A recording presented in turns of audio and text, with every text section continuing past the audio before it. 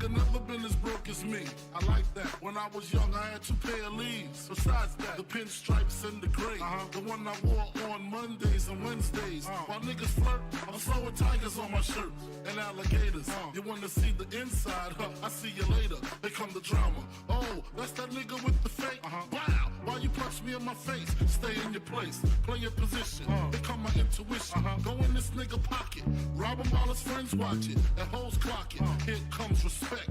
His crew's your crew, or they might be next. Look at they man, big man, they never try, so we roll with them. I stole with them, I mean loyalty. Niggas bought me milks at lunch, the milks with chocolate, the cookies, butter crunch, 80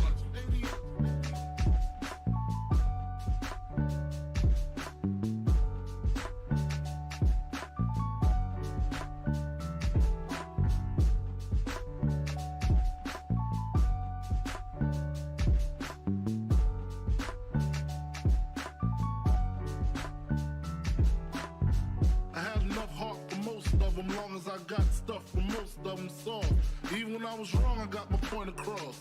They depicted me the boss. Of course, my orange box cutter make the world go round. Plus I'm fucking bitches at my homegirls now. Start stacking, dabbled in crack, gun packing. Nickname Medina, made the scenes, took my Ninas. From gym class to English, pass off for global. The only nigga with a mobile. Can't you see like total? Getting larger in waist and taste. Ain't no telling where this felon is heading. Just in case, keep a shell at the tip of your melon. Clear the space. Your brain was a terrible thing to waste.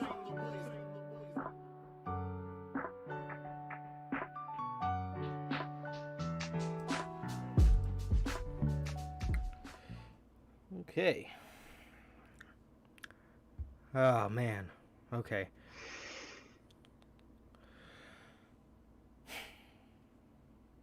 What is going on, guys? We're back with yet again another edition of the Notorious podcast, man, and we're on here for this episode with episode 69 of the podcast, man. And this is the news. You definitely can't hear the fan, right?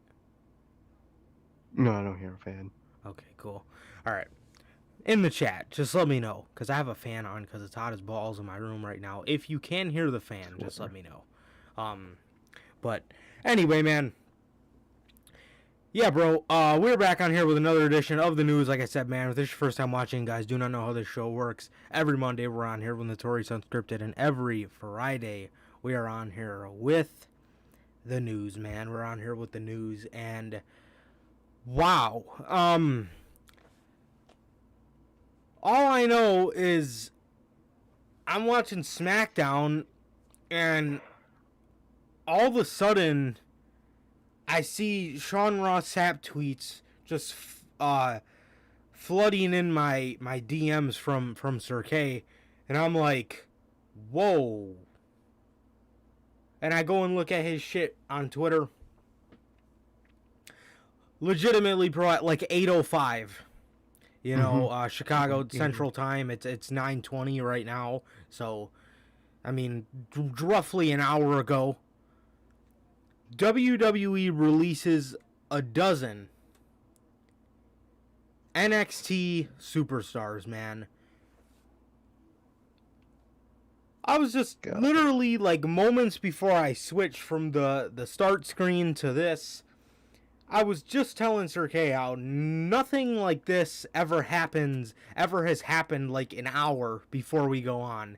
You know what I mean? It's always stuff that came out during the week or maybe earlier in the morning. Nothing ever this quick. Holy shit. God. Just because I don't want to make this top heavy. I guess we'll go over this first. We got to give you guys some of these bigger stories first because we have quite a bit of them. Exactly. Okay, so since this is... Oh, wait, I didn't even... We'll get to that in a minute, man. But if this is your first time watching, guys, do not know who we are here at the Notorious Hills Podcast, man. I am Johnny Mayhem, one half of the host of this very show. And as for the other half, we got my man Sir K here. How's it going, man? It's going good, man. It's going good. Just chilling out, doing normal shit. And just chilling, bro. Painting the fucking kitchen, and next is this fucking room. So, shit's good, man. Shit's good, man. But watching Smackdown today and couldn't even pay attention after that fucking shit hit, man. What the fuck? What the fuck, man? But I'm good, bro. I'm good. How about you, bro? I'm good, man. I'm good. Right. Went out today. Spent the day. I usually spend my Fridays with my girlfriend, so it was nice. Nice. We had to go do some shopping for her godson, and actually, I ended up picking up 2 figures. Oh shit. On the way there. Other than that, well, actually, I have them right here. Probably show you guys. So, first off, I got this bad boy here. Can you see it? I cannot see it. You'll have to explain in words. Oh, okay. Well, I got this Bray Wyatt Firefly Funhouse, the Elite 85. Comes nice. with Huskus the pig. So I got that. Ooh, nice pickup nice. there. And I also thank God for Target, because I can never find ones that I like. AEW Unrivaled Chris Jericho. He comes with the belt, so that's kind of what sold me on it. They also had the Lucha Brothers and Jake Hager, but I wasn't really going to go out of my way to look for the Lucha Brothers. But no, not until they're confirmed with Mr. Andrade, I think. For sure. Yeah, bro, but two good pickups there, man. So that was my day, man. That was my day. We tried this great like bakery place, nice. Like bakery and the creamery. But yeah, that was pretty good. And yeah, man, like I said, and then after that, man, we just watched SmackDown. And like I said, the first hour of it was boring as shit per usual. Mm-hmm. And like I said, at like 8:05, man, all this shit just hits. Mm-hmm. Wow. And I guess we're going to lean right into that, because per Sean Ross Sapp of Fightful, WWE have released the following NXT superstars: Stephon Smith, Giant Zangier, I'm going to miss him. Oh, yeah. Asher Hale, Zakaria Smith. This one hurts, man. Kona Reeves. Jake Atlas, who was also another member of the 205 Live roster, I believe. Gone. Yep. Ari Sterling. Bobby Fish. Yes. That one. Undisputed Era Bobby Fish. As a matter of fucking fact, let me just show you who the hell I'm talking about. Literally, I would show you my fucking... This Bobby Fish, Undisputed Era Bobby Fish, him, gone. Fucking Christ. Mercedes Martinez, Leon Ruff, Tyler Rust, and Bronson Reed have all been released from WWE, from their WWE contract, as of like 8 o'clock, an hour and a half ago. What the fuck? Where do I fucking start? I mean, what do I even say? What do I even say at this point? Fuck means it's perfect. I mean, absolutely, man. And in that same exact breath, bro, fuck Nick Khan. You know? Yeah. What the fuck are these people doing? WWE 2K22, they were not kidding when they said it was gonna hit different. This shit is hitting different. But you know what, though?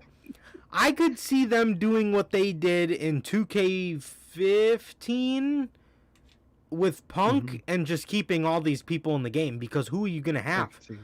If I'm 2K, I'm keeping Wyatt, I'm keeping Brian, I'm keeping everybody on this list who was in the video game. I'm keeping Adam Cole, I'm keeping Aleister Black and Braun and Ruby and all those people. I'm keeping every single fucking one of them because who in the blue hell is going to be in this video game? Who? Bro, who? We're gonna get fucking Edge, Seth Rollins, and Roman Reigns. That's who we're gonna get in this fucking video game. This We're gonna is get an outdated Becky. this There is no this current Becky. this is insane. This is insane, man. I mean, how much budget cuts do you need? I mean, listen, WWE, this is all your fault. This is all your fault. If you didn't go out years ago and sign all these people to money that they aren't worth, you know what I mean? You're just threw money in their face. I mean, look at Braun Strowman's contract. I mean, granted, Bobby Fish is a way more valuable talent than Braun Strowman, but if they were only going to use him in a tag team role and they gave him X amount of money just because they didn't want him to go to AEW, and now he's at a point where he has a secure job and stuff like that, and you release him because of budget cuts, and you already released so many people, how do you... after everybody you released, how do you get on the phone with these people and genuinely tell them their release came due to budget cuts? Wanna know the worst part? They didn't say budget cuts for this one. No shit. What'd they say? One worded was house cleaning. That is what they called this. House cleaning. Imagine saying you are being house cleaned out of a company. I'm fighting that fucking Wow. boss. What? Oh, I didn't even know that. Holy. House cleaning. So NXT. Oh man. House cleaning. So essentially NXT spring cleaning. Essentially. Except even more fucking sad. House cleaning. Makes me feel like a piece of garbage if I was fucking them. I'm Wow. not house cleaning. Why are you cleaning me? The fuck? God. God. How do you Man. look at Bronson Reed as house cleaning? How? How do you look at Bobby Fish? How do you look at Tyler Rust, who is somebody who has been so highly touted in the NXT fan base? How do you look at somebody that that is a prodigy in their eyes? And on top of that, you put him in Roderick Strong's new faction, the Diamond Mine. And release them. And release him? How the fuck? How are you gonna... how do you make that make sense on television? How? You know what I mean? Mercedes Martinez, this was her last fuck you for not wanting to be in Retribution. You know?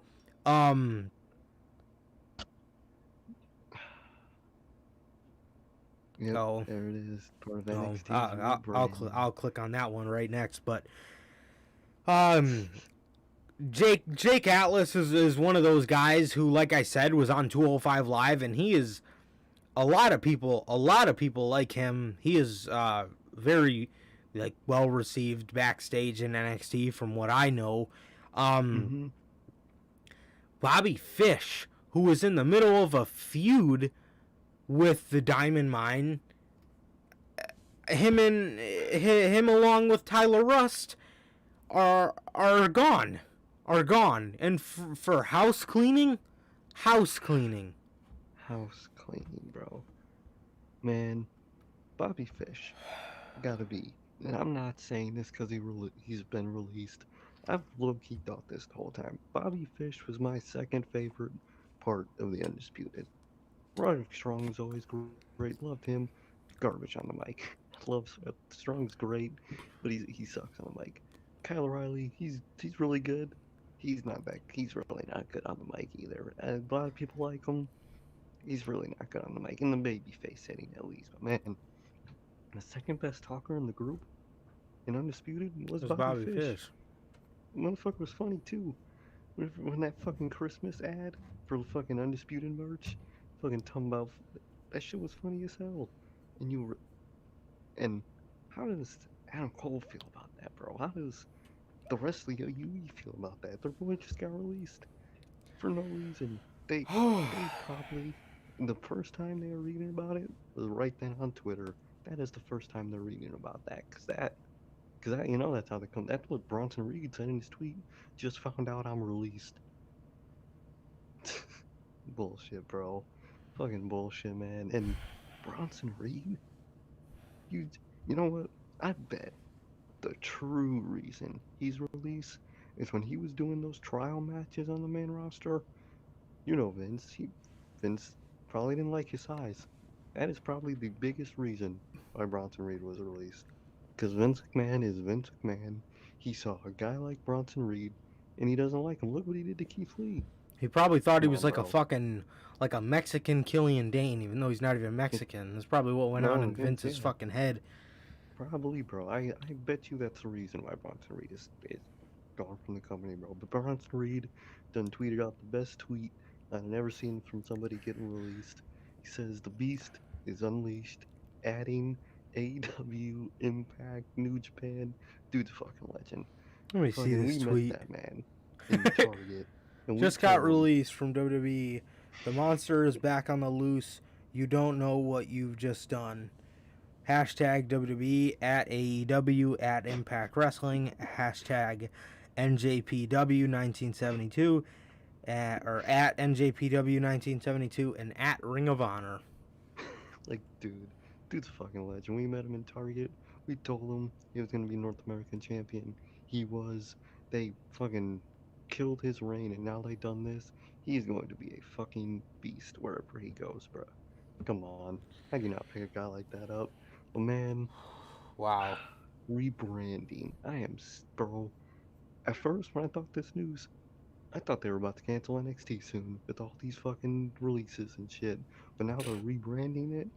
This shit, it's. I'm scared And then- for NXT. On top of that, let's take a look, why don't we, at this new article that just popped up on my phone. Mass WWE releases part of NXT's rebranding. Okay, here we go. My God. According to PW Insider, however, there have been lots of backstage talks of repackaging the NXT brand. This will include a total overhaul. There's been a lot of talk internally about major changes for the NXT brand, including a new logo, new lighting. Yeah, because new light. What the fuck? What is with WWE and changing this fucking lighting? Does anybody remember the third hour of Raw a couple years ago where they fucking made the Titantron black and it was a dark, edgy Monday Night Raw for the last hour? That ended as soon as Sami Zayn fucking mentioned AEW. Literally. You guys want to see what it feels like to be at a main roster show? This is probably all you fucking see. Sitting in your fucking seat, trying to watch the goddamn show. That's what they want to turn NXT into. Remember a couple But instead years of ago lighting- at WrestleMania 33 when the fans were chanting, "Move the lighting"? Exactly. They can't 'cause they fucking see. Why did you paint the fucking crowd in light? Oh man, and the second line after that is the most hypocritical line ever. Read that shit, bro. Man. Let me just start over so you get the bread with the butter. There's been lots of talks internally of major changes for the NXT brand, including a new logo, new lighting, and a focus on younger talent and a different format to the TV shows. This house cleaning tonight appears to be a part of those changes. Focus You on do younger know talent. Karrion Kross, now I know Karrion Kross isn't the youngest guy ever. Karrion Kross is about to lose his championship to probably a nearing 40 Samoa Joe. Matter of fact, let me do a quick Google search. How old is fucking Samoa Joe? Let's see. Younger talent. Get the. Okay, so let me look up how old Cross is. Okay, WWE, you want to play this game? Okay, so a 36-year-old carrying Cross, which he's not the youngest buck, but for a wrestler that's not too old yet, he's got a couple years left, a couple good years at that. 36-year-old carrying Cross is going to drop the championship to a 42-year-old Samoa Joe. And you want to focus on younger talent? That's your fucking excuse. Okay. And, like you just said, Tyler Rust? That fucking Bronson Reed? Bro, that is your younger core. You know? Like, I will admit, Bobby Fish is fucking old. That motherfucker's like 43 Right. or some shit. But like, still, he's fucking old. Younger talent. And you fire Bronson Reed, Mercedes Martinez. Oh shit. I just remember, where did we first see Mercedes Martinez? That's the first thing I thought of. AEW. I They just could use remember her. that shit. They could They use could, her. bro. They don't got That any would more be- room for men. They really don't. Maybe mid-carders, but main event guys, they don't. After They Adam really Cole, don't. you really don't. You honestly don't. You just don't. Not at the moment. But that does not pertain for the women's division. The women's division's got plenty of fucking spots, trust me. Plenty of them. Plenty of them. Every motherfucker that gets released could eat at that table. And Mercedes Martinez could be one of them. You know, definitely, bro. Definitely. 100% Mercedes Martinez should go to All Elite Wrestling, and I think she will. She's got to be good friends with somebody over there. I mean, they got her in for those original shows, so she's friends with. She's got to be friends with somebody over there, you know. Somebody, man. But just insane, man. That is their reason, and they want to rebrand the show with new lighting. A new logo. What is a new logo supposed to do for the fucking show? What? Didn't they just get that new logo too? They just got that one. On top of that, then And that what was- logo is new. By logo, they mean new fucking name. Which, if it's not NXT anymore, then that fucking brand is dead. If the NXT is not going to be called NXT anymore, might as well just cancel it. Because at the end of that, at this point in NXT's run, the only fact that it's people care about it is because it's called NXT still. Right. It's a Hey, memory, if just you like change WWE. Exactly. Come, And look, man. Let me tell you. You just dump a guy like Bronson Reed. You do understand who is on that roster just if, Adam Cole decides to pack his bags and leave? Come on, man. Come on. Who the fuck? Bro. Who? Dexter Lumis? Fucking LA Knight? Who's on the roster, bro? Who? And literally. your focus is on younger talent. And LA Knight is a thing. Like, Come on, man. Come oh the fuck God, bro, on. NXT is doomed. This Was NXT's coffin.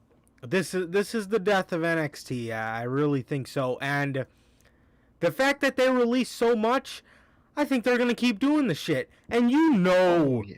Triple H had no say in this because Diamond Mine has been a huge priority of his. Oh, yeah. Had Vince McMahon not have fucking said anything, I think Bronson Reed would still be the North American champion. 100%. What happened to Triple H? His guy is gonna get called up, so he has to rush the title off him, have him do trials, and then they fire him. He gets fired. Triple H is just left there, just, dude, you take my guy away. I have to fucking rush the title off him, and you fire him. Ah, Man, I feel so bad for Triple H. I swear to Oh, I God, swear. man. I I fucking swear. swear, You man. know he is just fucking boiling inside, bro. Mhm. You know bro. Oh my God, bro. Shawn Michaels had Tyler Rust under his wing, dude, and and Triple H puts him in this new faction, and they release the man, somebody who is dead ass a prodigy, who now is going to be a prodigy somewhere else. Come on, guys. Come on. This company's doomed, man. NXT. This is NXT's seal in the coffin, bro. This show's doomed. Branding. Who's on the roster, man? Who? You know? Literally. Other than all these fucking has-beens. Other than all these has-beens, bro. Who is on? EO's still on the brand. Candice, Johnny, Ciampa. For now, Adam Cole, Kyle O'Reilly. He's still here. Samoa Joe is back. He's gonna be the one to beat Cross. This is ridiculous, man. This is genuinely, this is ridiculous. I've never seen a company act so fucking stupid in my life, and I truly like really hurt for Triple H, man. I mean that, man. I really do. I really do. Everybody this guy tries to make special. Everybody ends up Literally. And I'm praying Adam Cole did not sign. And it kind of scared me when I seen this, because I was thinking to myself, like, maybe if Adam Cole didn't re-sign, they were not going to release these people because they know they're going to need somebody to fill these shoes. But if he did re-sign, they were going to do a cleaning. But if Adam Cole stays has-been, I'm not taking him off that list. He's an NXT has-been. Plain and simple. Why is he still in that brand? You know? What are you doing? And man... And if he goes to the main roster, yeah, listen. I hope Adam Cole knows this. All these people that have claimed to be close with Vince, that come from NXT, I have a great relationship with Vince. Who is that, man? That's Aleister Black. That's people like him. People that say, yeah, Vince isn't that bad. People that, oh, and you know they're bullshitting, but you know they try their best to be what they want or what he wants. You know, Keith Lee. That's people like that. What the fuck is he doing? Adam Cole, bro. No. Listen. This is a good way of putting it, too. If Triple H did not see Adam Cole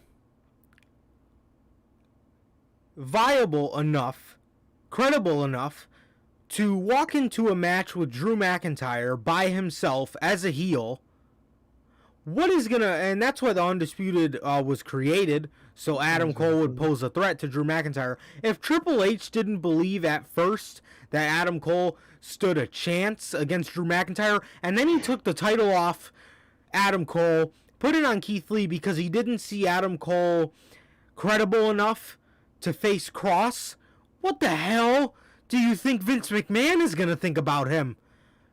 What? Triple H doesn't think he's credible enough? Then he might as well just ask for his raise. And Triple H loves him. Triple H loves him, but at the end of the day, you gotta realize these things, man. Triple H never seen Adam. Now, don't take this the wrong way. Triple H seen Adam Cole as a huge star. We all know that, but he never seen Adam Cole believable enough against these bigger guys. You know, so what the hell do you think Vince McMahon is gonna think about him?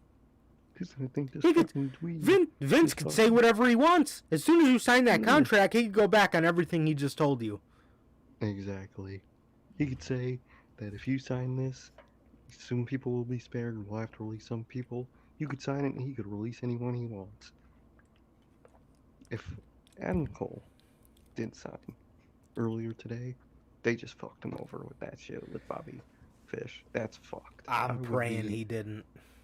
I'm praying he didn't, man. And if he did, I think he's already regretting it. Because how do you do Absolutely. that? How do you Absolutely. fucking do that? That is just fucked. Wow. God.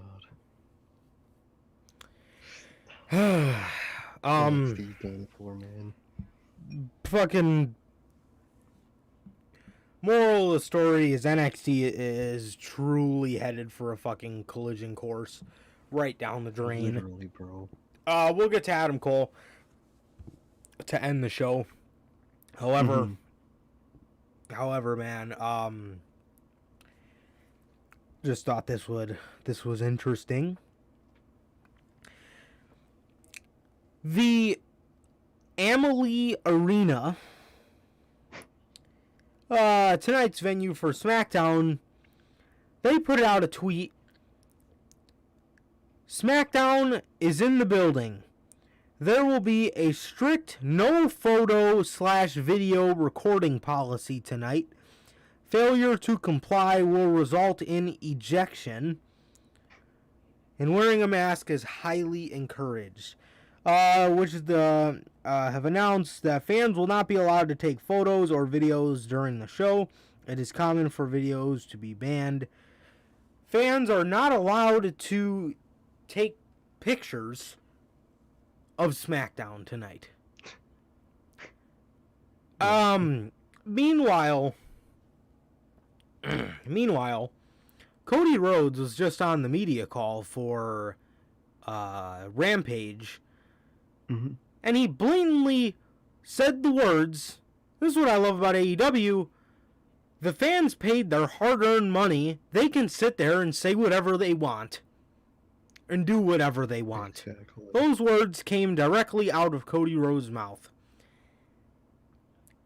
This is what I hate. This is what I hate. Yeah, exactly. And that's coming from somebody like him.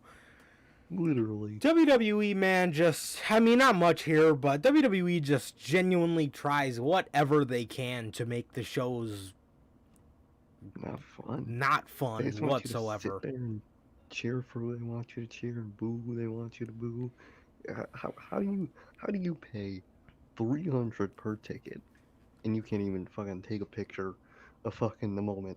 You can't even take a picture of the set. What? Imagine when we went to those takeovers. When we took those pictures, if they kicked us out. I'm starting to fucking riot. The fuck? Can't take no damn pictures, bro. What? It's a little story, but it's like such a little detail on why this company sucks. Right. Come on, bro. Yeah, I just thought that was interesting, man. I mean, why? What do they get out of that? And it's a nothing episode of SmackDown. I know. I would maybe get if like it was taped and they didn't want you Right. Like a it's a UK big show. thing. You know, it's Exactly. gonna air later in the Like, day. It's a random ass episode of SmackDown. Who the fuck cares? Makes no fucking sense, man. This company is just a bunch of fucking old ass They're like those annoying ass fucking old people with a fucking million rules that they want you to follow. Like, bro, I ain't doing that. What? Makes no fucking sense, man. Yeah. Oh, God. What to go over first? I guess we could talk about this. This is kind of fucking weird. Former WWE superstars Ever Rise, who are now going as 2.0, will be making their AEW debuts on AEW Dynamite, teaming with Daniel Garcia to take on Mox, Eddie Kingston, and Darby Allin. Ever Rise was on AEW. Shocking? Yeah. I mean, I think people, I'm pretty sure people love these guys backstage. I'm pretty sure they're, I think, from what I know, what I think I know. But, I mean, definitely an interesting pickup, but, I mean, if you want, I don't know, man. I don't know. We were just talking about, you know, the more WWE releases, the more WWE releases and AEW picks these people up, AEW's got to worry about, people that they're not really going to make out a new deal with. Not release them. I don't think Tony Khan's that type of guy unless they ask for it. But yeah, man, I don't know. I don't know. Definitely a weird pickup. Well, not even a pickup. This could very well just be a one-off. We haven't heard anything yet. Who knows? These guys might have just been in town because they're in Jacksonville. They're probably friends with the Bucks, and that's why they never really made a big deal about them showing up in AEW. Because usually the people that get the graphic and such and such as All Elite are bigger names like Black and Andrade. But yeah, man. So I don't know if they're actually gonna sign these people. Oh yeah, that was a very good match on Wednesday. But yeah, man. I mean, maybe we could see him back. Maybe not. Personally, I was never really a fan of Ever Rise. I don't think I've just seen enough of them. But yeah, man. I mean, nice of AEW for sure. And yeah, nothing really from me. Not even a cap, bro. When I saw the pictures of the match, I didn't even know that was Ever Rise till you pointed it out to me. I was just looking at them because they looked familiar. I was like, is that Ever Rise? Because I didn't think their non-compete was up yet. Yeah, I didn't think so. They were like just fucking released, man. But like, I don't know. I just wasn't too into them. I didn't even know that was them until you told me, man. But they did put them in a pretty big match. I was a lot of big names in that match. I could see them joining AEW a little bit down the line. Yeah. But they're not a big new tag team joining this company. That's just how it is right now, man. Absolutely. Keeping up with talent coming into AEW. Per Fightful Select, Ruby Soho, formerly known as Ruby Riot in WWE, is expected to be joining AEW with her non-compete clause expiring shortly before All Out on September 5th. You know how I said there was a lot of spots left in that women's division? These are exactly the kind of people you want to bring to the dance, bro. Ruby Riot is fantastic. We all know that. Like I said, man, these are exactly the kind of people you want to bring to the dance, bro. Like I said, there are plenty of spots at that table, and all these women can eat at that table comfortably. And like I said, there's so much more spots, man. Obviously, we were just talking about Mercedes Martinez, but Ruby Riot is perfect. That would be an incredible signing for AEW. She's an incredible talent, incredibly underused. And yeah, man, I think AEW would be a good spot for her, and I think she would just I think she would do just fine, man. I think she would do just fine. But yeah, man, we'll just have to wait and see. Hopefully we see some kind of, surprise debut or something, or we see a video package of some sorts or something like that, man. But nonetheless, I think she's from Indiana. So some kind of debut for her, I would say, would be Chicago.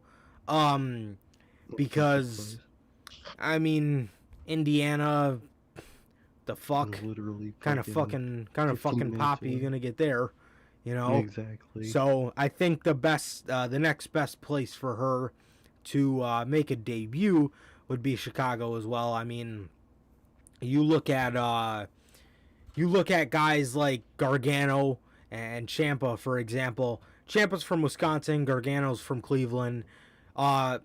Both of those guys say their homecoming is Chicago because you go to Wisconsin and the fans know you, but they're not really as passionate as us. Exactly. But, to us, that's pretty local. Not so much Ohio as Wisconsin is, but pretty local. We're very familiar with who these people are, and obviously we love them. So, yeah, man. But I think that'd be a perfect spot, man. I think that'd be a perfect place for her to debut. Absolutely, man. Totally agree with it. I love this. I love this rumored signing. I love it. Hell yeah, bro. Love it to see it, bro. Ruby Riot or Ruby Soho. Fucking unbelievable talent, bro. Can't believe she was fucking released, man, but that's just an opportunity for her and an opportunity for companies like AEW, bro. And I hope she goes there, bro. They could definitely fit her in there easy, bro. And that would be fucking amazing. She would be a great women's champion for AEW, bro. AEW's women's roster can be on the up, bro. They could get Ruby. They could get the Iconics, whatever. I forgot what their new name is that they made, but you can get them. The I inspiration. know they're coming here. Oh yeah, the Inspirations, Mercedes Martinez. They could be getting a lot of people soon, man. So AEW Women's Division could be up and on the rise, and with fucking Nikki Ass and fucking Alexa Bliss running that shit in WWE, shit, please get this fucking Women's Division even higher than it is, man, because I need some good women's wrestling because fucking WWE and even NXT ain't it anymore. NXT used to be the prime place for that, and ain't no more, man. So hopefully she could go to AEW, and yeah, it's good news, bro. I can't wait to see when she debuts. It's not confirmed, but like, you all know she's going there. So whenever she does debut, that's gonna be awesome. I know sometimes they do those women's battle royals and shit. That could be a good place to debut her. Maybe something like that. Maybe at like Full Gear, instead of the men's, they could do a women's and have Right. like a couple people debut. That would be cool, man. But I'd love to see it, bro. Ruby Riot or Ruby Soho, great, unbelievable talent, and I hope we get to see her in AEW, bro, because I want to see her on Wednesday nights. Absolutely, man. Absolutely. So, actually, in this episode, man, we have 3 stories on comments that people made, which is rare because we rarely ever talk about people's comments. But we're going to talk about this one, man. We're going to talk about this one because it kind of pertains to what we were talking about with NXT. And now it has aged well. John Cena recently spoke with Brian Truitt of USA Today, where he commented on the state of WWE. He said, the longer the company continues to bet on aging prospects, it makes the future a little less stable. And I quote, here's what he said: "Man, I wish there was some sort of fountain of youth where I could be a full-time contributor. The longer they continue to bet on aging prospects makes WWE's future a little less stable." Ladies and gentlemen, something like that. John Cena, who is the face of WWE, probably the greatest of all time, is willingly admitting WWE relies too much on aging veterans.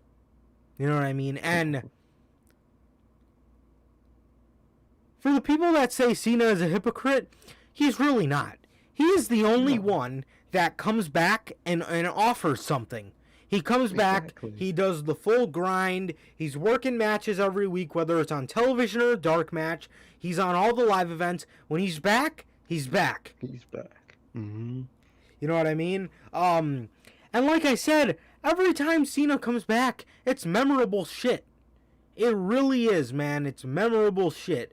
He sat out of WrestleMania 35 because he wanted to. Because at the time, WWE had the biggest talent pool they've ever had. And the most talented talent pool they've ever had.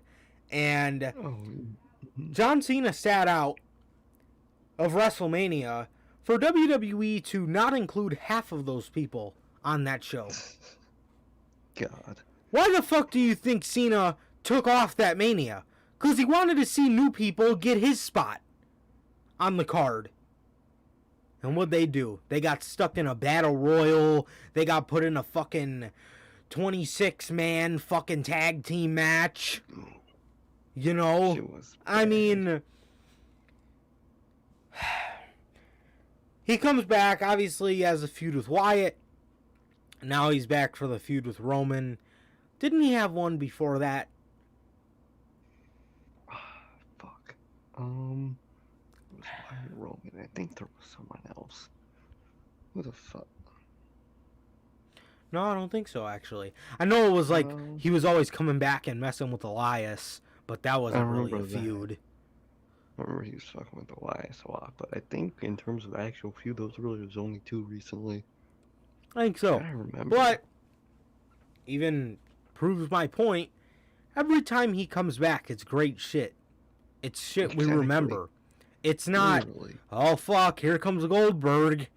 Here he comes. Oh, here's John Cena. Oh god. You know? We're not That's your fucking... reaction to John Cena, and man, you ain't right. No.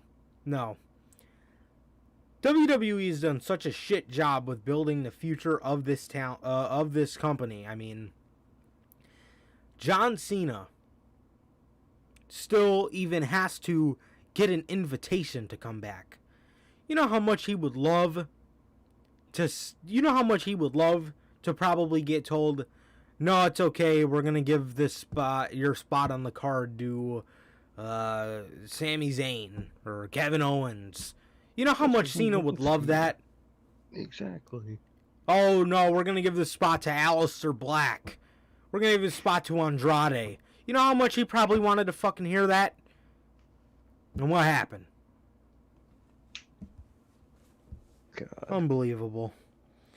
Seriously, bro. Yeah, like I said, man, obviously this coming from somebody with the locker room status of John Cena just goes to show.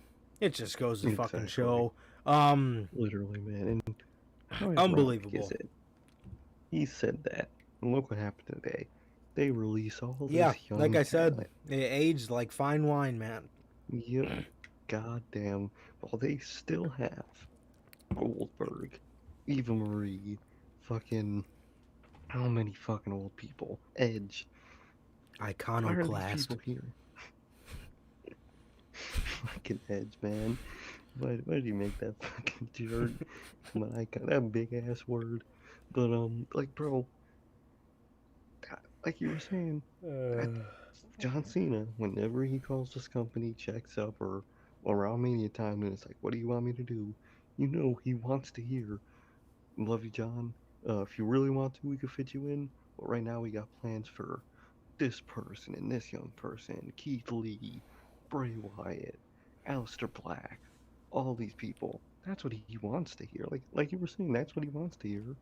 But there literally is none. Every fucking year, it's fucking, we gotta have Edge on the show, we gotta have Goldberg, let's get Cena, let's get fucking Batista back, let's get fucking, who else can we fucking grab from out the woodworks? Oh, Undertaker, of course. Triple H, Batista, Shawn Triple Michaels. H. Fucking, like, dude, you have your future in your More hand, than enough bro, people. And you just, literally, and you just release them. Doesn't make sense to me, man. Even fucking Cena is admitting it, bro. And what the fuck are they gonna do to Cena? They can't do nothing. He could say all that shit all he wants. He is John Cena. They ain't gonna fuck. He will never be on one of these lists. The day he's on a release list is the fucking day I pass out, because that ain't never fucking happening. So he could say whatever he wants, and he's just saying the truth. That's just how it is. And even they need to realize that, because if Cena, the face of professional wrestling, when you think of professional wrestling, most people, they think of John Cena. When even he's saying his company needs to focus on your younger talent, focus on younger talent. Please, listen to Cena. Shit ain't right.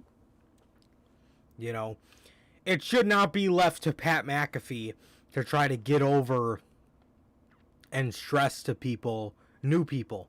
You know, he kept calling Roman Reigns the GOAT tonight. And why is that? Exactly. Why is that?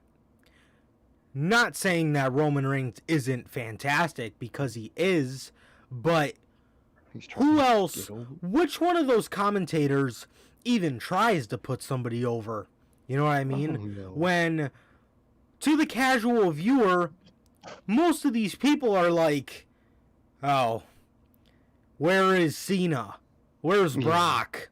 You know what I mean? Exactly. It should be left to the fan to say, oh man, you know, Kevin Owens, you know, this guy's an up and comer. Karrion Kross, Keith Lee, Matt Riddle, oh these guys are really good. You know what I mean? Exactly. This Shinsuke. They is should really be cool. booked as such.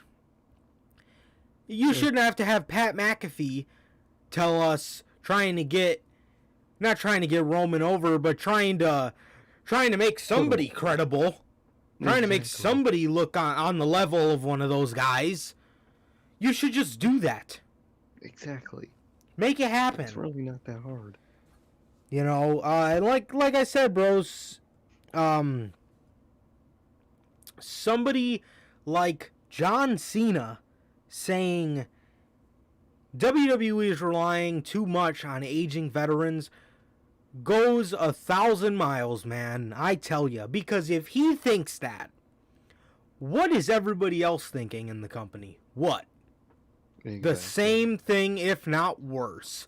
You know how pissed all those guys probably are when, wow, what are we doing for SummerSlam? Are we going to do Keith Lee and Bobby Lashley? We're going to bring up Cross for Bobby Lashley? No, we're going to go with Goldberg. You know how pissed off all those people are? Jeff Hardy doesn't get a spot on the show, but Goldberg does. And if any of these old guys are on the show, I would like somebody that's at least shows up to work every week and can actually wrestle still. You know? I mean, come on. Come on, man. What are we doing for Bobby Lashley? We're going to bring The Fiend back?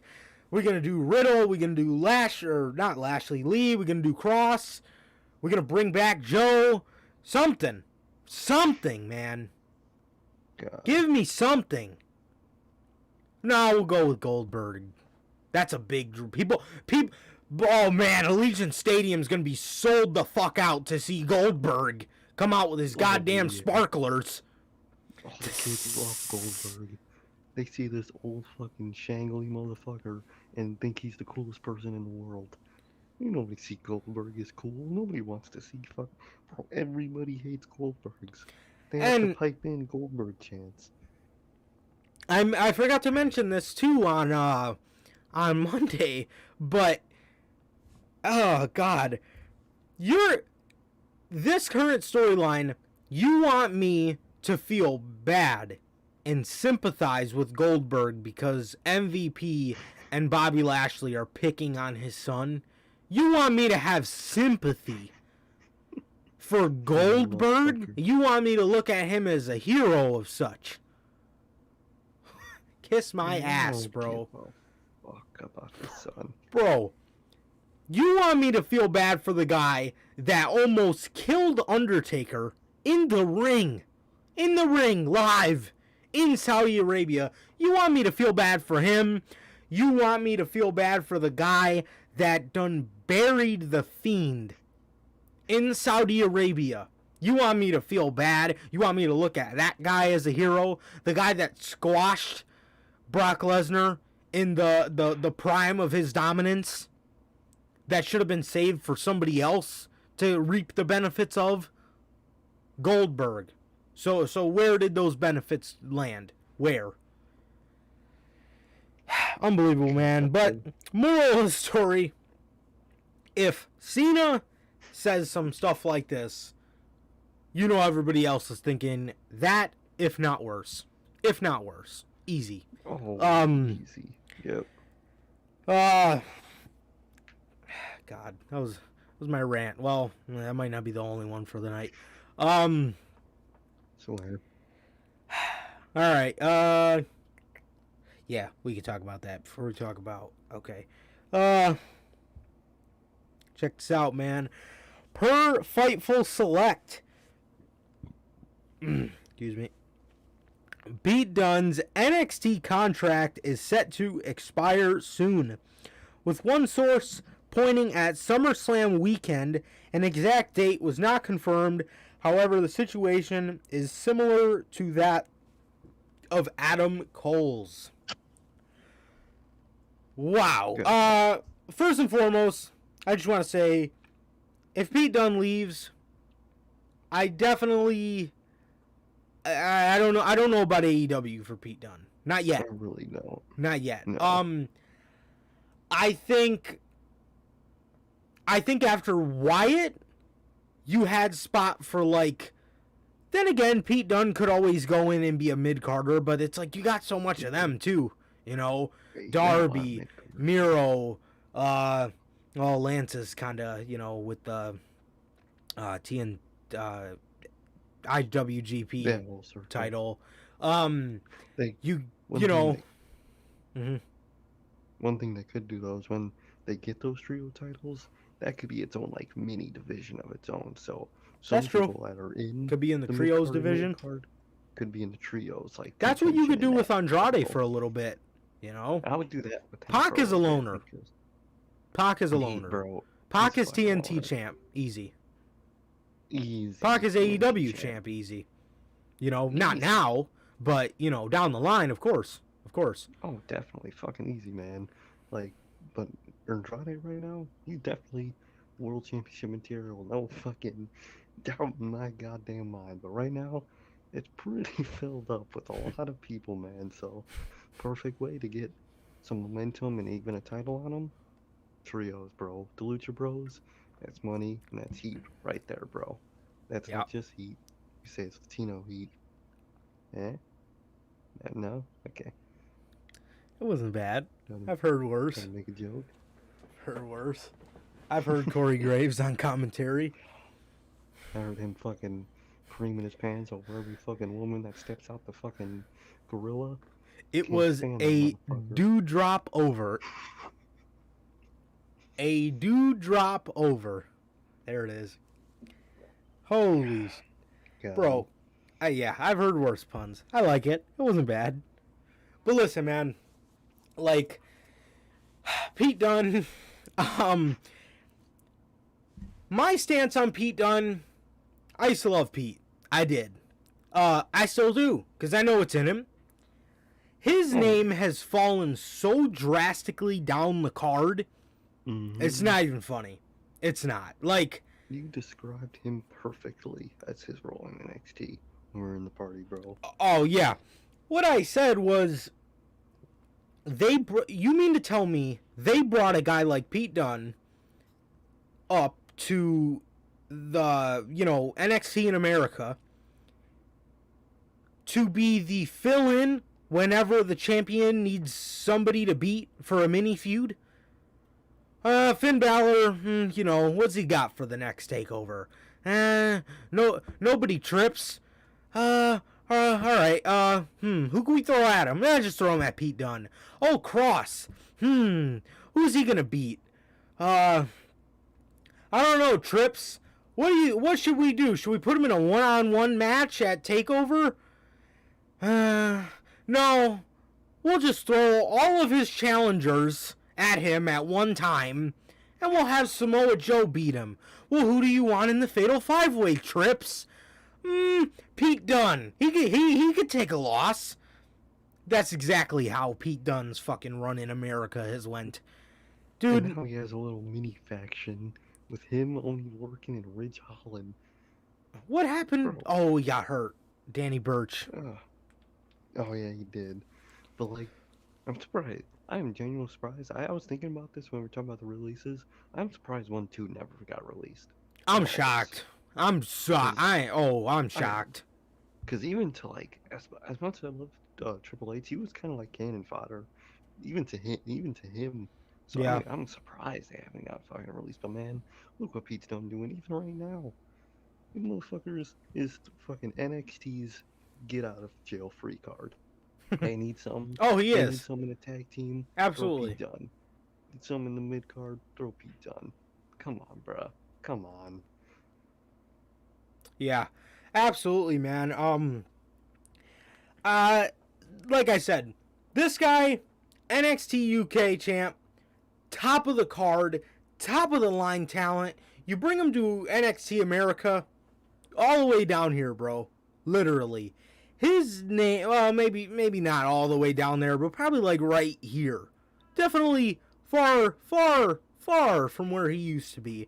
Oh, Like I said, man, I mean, his name has just fallen so far down the card, bro, and I think he is more valuable in the UK at the moment than mm-hmm. AEW right now.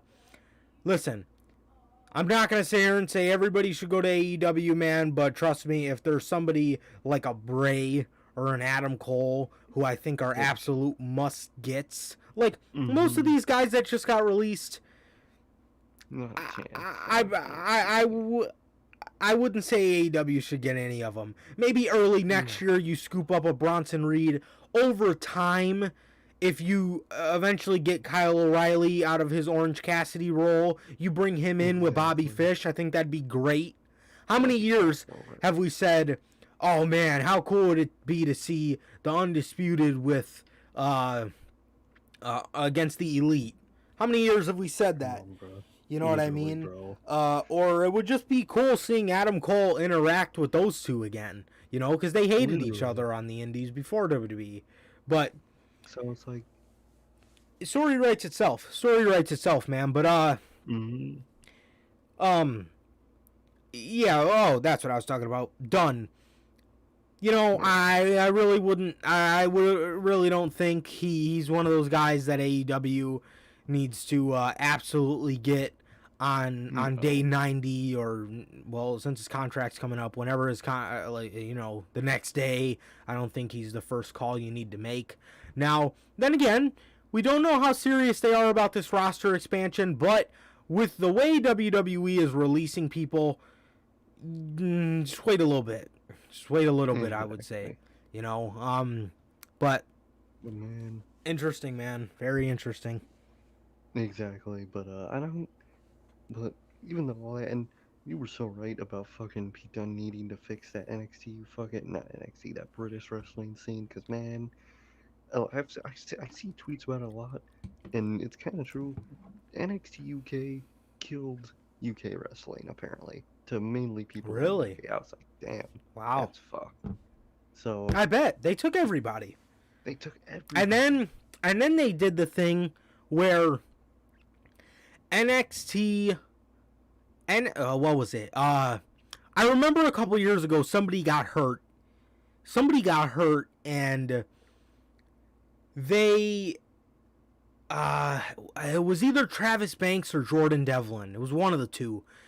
They got hurt at an indie show, so Triple H put in a rule where you have to not do any work for 7 days for a week leading up to the event that you work for NXT UK. So they're on what, every Thursday?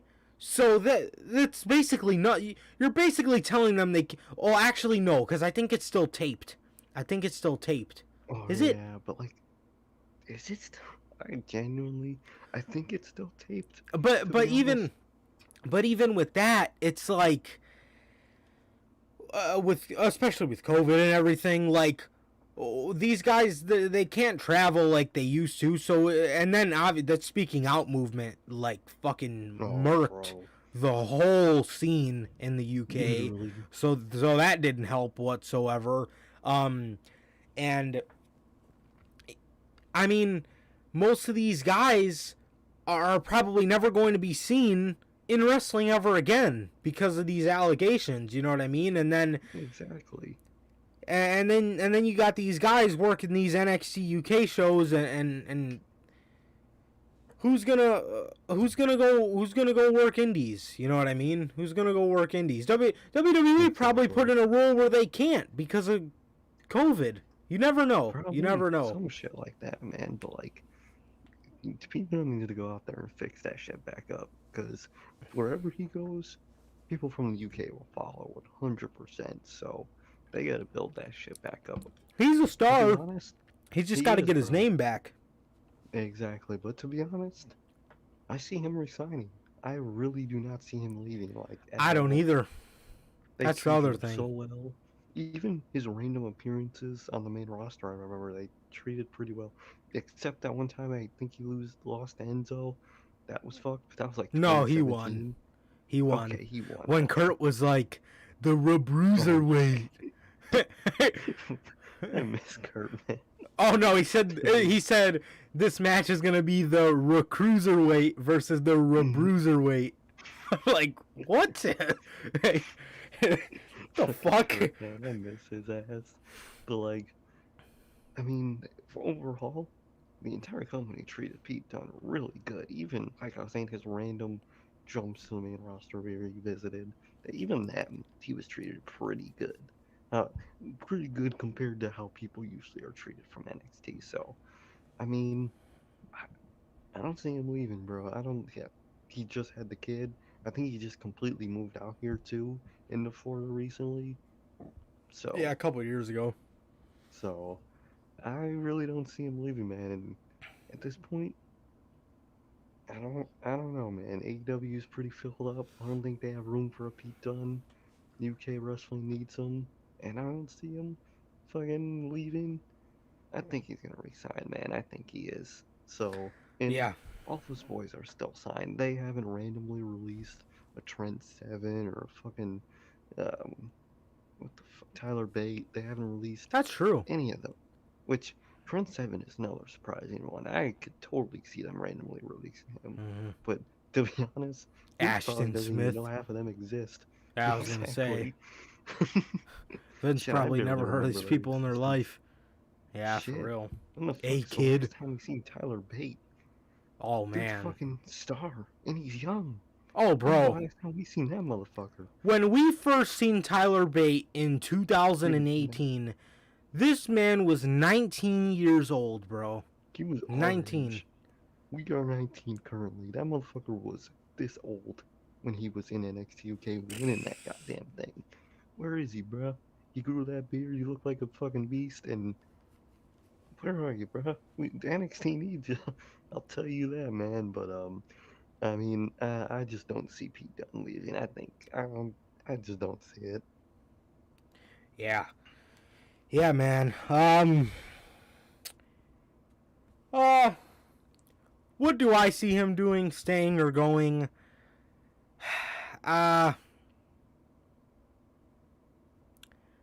Honestly, staying. He doesn't really give me the vibes that he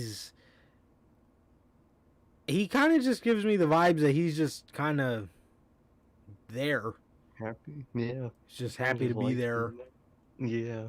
You know, I don't think as bad as a Ricochet level, but I was you literally know, just about to say I don't think he's a Ricochet.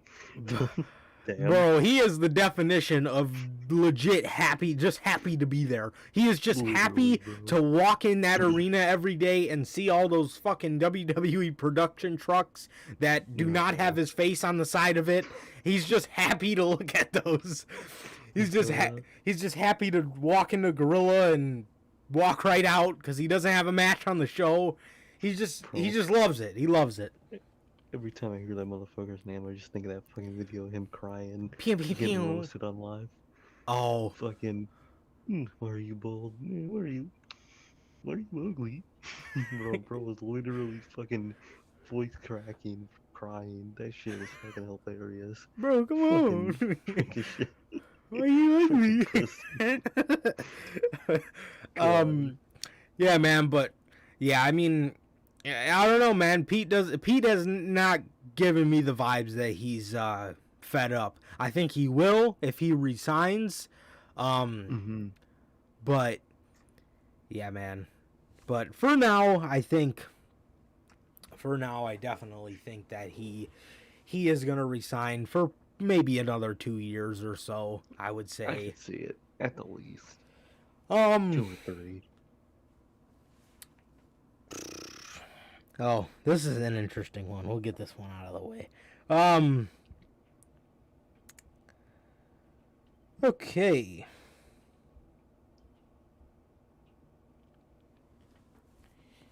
Now this one I actually have some news for that I heard from I heard this from JD. I can't remember who he sourced it from, but this is really interesting.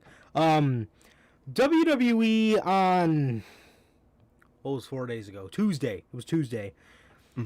granted the release of none other than Ric Flair. Ric Flair, Charlotte's dad. Ric Flair, the Nature Boy, has been released from WWE, man, and per Fightful Select, Ric Flair became frustrated with the booking decisions within WWE and contacted Vince McMahon directly to request his release, which was granted. Ric Flair took to Instagram to say the following, and I quote, "I'm officially able to respond to all the WWE press related to my release, my requested release from WWE, which they have given to me. I want to make it really clear with everyone that I'm not upset with WWE at all.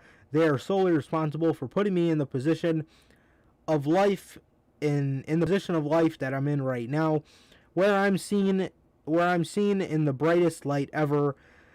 We have a different vision for my future.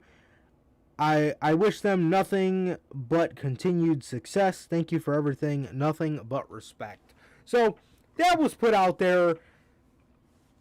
He does not, I don't think he feels that way, because what I heard, he sent Vince McMahon a text that said, "Fix her booking or I quit." Who do you think he was talking about? Charlotte, obviously. That was obviously noted. He was talking about Charlotte. But I mean, wow. Shit. So, well, first of all, let me just say this. If Ric Flair quits, doesn't that kind of make it worse for Charlotte? I mean, look what they did to her. Oh, it was on Monday. Look what they did to her after that came out. The same day, Charlotte Flair loses clean to Nikki Ash. And that's punishment right there, bro. That is one hell of a punishment, if you ask me. Oh yeah, it's the worst of the worst, man. I'd rather take the U.S. title. Absolutely. I genuinely would. I'd rather take no, I wouldn't take that fucking green ass belt. But I mean, like I was about to say, for Ric Flair's case, did you think that was gonna? I mean, look, he told Vince McMahon, "Fix her booking or I quit," and Vince McMahon released him, so he don't want to fix her booking. Why is that? We could put our little cap fucking foil hat. I don't know. on. Maybe Vince McMahon's travel is gonna be fucking canceled next week. That's why. It's because of Andrade. God. I mean, Motherfucker's that petty. wow. But Ric Flair, I mean, like I said, they didn't want to fix her booking so bad. They just released him because he said, "Fix her booking or I quit." And that is what Vince McMahon opted to do. So, I'm telling you, bro, I mean, we've known this for a while, man. Charlotte is inevitable. And trust me, I'm not coming on here trying to act like I love Charlotte Flair. As a matter of fact, I fucking hate Charlotte Flair. Exactly. She is inevitable to leave the WWE. Inevitably, man. It's gonna happen.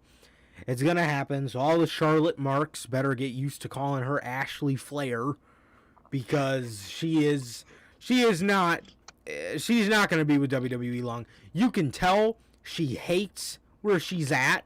You could just tell. Fucking tell. So much that her dad is texting Vince about it. So what do you think she's telling him? What do you think she's telling her dad? "I hate this fucking place." That's what she's telling him. That's exactly what she's telling him. And man, just crazy news. Because this ties into Charlotte, really. Obviously Ric Flair being released. I mean, they'll bring him back whenever they want him, and that'll be the end of that. As long as he's down to do it. But Yeah, man, One to be made. but once Charlotte goes over to AEW, because you know what's gonna happen because of Andrade, you know it's gonna happen. Ric Flair's vision is just being a veteran over there. I think. Yeah, I think exactly. I think that's what it is. He could go He's gonna, be the one to mm-hmm. beat Omega, but you know, plans may Right. change. You know, I'd be Plans may down. change. I'd be down. He'll Just beat beat CM Punk Omega in his and return. hey, man. Shit. But like, Ric Flair's definitely going wherever his daughter's at when she does leave this company, which she does. She's going to AEW, man. So I can see him totally being one of those back burner older guys in AEW that shows his face for an appearance once in a year. But man, that shit's crazy, bro. That shit is fucking crazy. You know she's pissed the way they're getting booked. Cause listen, is Charlotte overbooked? Yes. Does she win too much? Yes. Am I still at this point on her side with this Nikki Cross shit? Yeah. I don't know how to lose to Nikki Cross either. That is so Oh, fucking absolutely. demeaning. I can't stand Charlotte, but I understand why she is frustrated right now because even though Charlotte doesn't like to lose to anybody, that's some bullshit. If I'm losing to anybody, it's not gonna be Miss Nikki, almost a superhero. I'm gonna lose to a Becky. I'm gonna lose to who the fuck is on Raw? Not definitely not Alexa. Who the fuck is on Raw? Dewdrop. You know, let's say they do a draft. They put some people on Raw. I'll lose to a Bianca Belair. I'll lose to a fucking Tony Storm. I'm not losing to a Nikki Cross. I get her frustration. And Ric Flair, that man cares about his daughter, bro. That's like the only thing he cares about in this business at this fucking point. So why else would he care about fucking Vince? So he knows Vince, book my daughter right, or I'm done, and he's gone. So, I mean, shit, man. What do you expect, man? Ever since Andrade moved to AEW, Vince has just went into super petty mode for no reason. Like, it's not like fucking Andrade super bad mouthed the company. Right. I don't even think he did a talk as Jericho. Like, I don't think he what are you can. so mad for? Yeah, he probably can't, but like, still, he doesn't go on interviews in Mexico Right. and be like, yeah, fuck that company. He doesn't even do that. Like, oh, bro, the only thing that motherfucker posts about is fucking post-sex pictures of him and Charlotte. Them with fucking shirt off. You just see her fucking head in the frame. That's the only thing that motherfucker posts. What are you so petty for with this guy? Oh, Bro, gosh. Andrade's fucking Instagram and Twitter are just so funny. It's just hilarious. You'll just see a picture of it, just him in bed with her, and he's just smiling up. Fucking Andrade, bro. That dude's fucking hilarious. I'll never forget that photo where he's shirtless and you just see blonde hair right here. Like, dude, why'd you post that? It's like when fucking Kurt posted fucking Oh, my God. fucking having look, what was it? Conquistador? Oh, my God. We might do some role playing tonight. The Los Conquistador. like that's the only thing the motherfucker posts. He's not bad mouthing the company all the time. He could be if he wanted to. Hell, I probably would. Man, he's not. What are you being this petty for? Especially to Charlotte, someone who you were fucking. That's really the only woman you valued ever since she became a thing. Makes no sense, bro. And I think eventually down the road, she's going to AEW, man. And going to AEW is her only shot at me liking her. Because I Only. still don't That's the like only her one. at the moment. Because there's one thing, though, that I honestly think won't change with her is her willingness to win everything she's in. I was just thinking that if I was Tony Khan and I was hiring her, I would be telling her, listen, you know, you're a big star, blah, blah, blah. You're But going we to have to gotta, fucking lose yeah, eventually. yeah. And We're not gonna make you a jobber in the process, but Exactly. it's just a part of wrestling. You lose sometimes, and if you can't deal with that, then we Like aren't gonna Mox. sign you. Look at Mox. Mox loses, but as long as you establish Charlotte Flair as one of those people that is bulletproof, they can't really be buried. Like Mox. Exactly. You know what I mean? If AEW establishes Charlotte as somebody who is bulletproof, like a John Moxley, and that's, my best example, because Mox, loses quite a bit, but, he still wins for the most part. He can lose 3 weeks in a fucking row. He could lose for 2 months straight, and he's still John Moxley. You know what I mean? Exactly. But that she's gotta realize, just because your dad is who he is, doesn't mean you can run rampant and beat this woman and this woman and this woman. It don't work like that. People are better than her. People are better than her. People are. Even Roman fucking knows when it's time to lose. He's not really one of those guys that really doesn't want to not lose, but he knows when he should and shouldn't lose, and if he needs to lose, he'll lose. Come on, that's what Charlotte needs to learn, man. But she learns that, and she fucking works on that mic skill a little. Then I think I could like Charlotte in a different company, but in this current state, still can't stand Charlotte.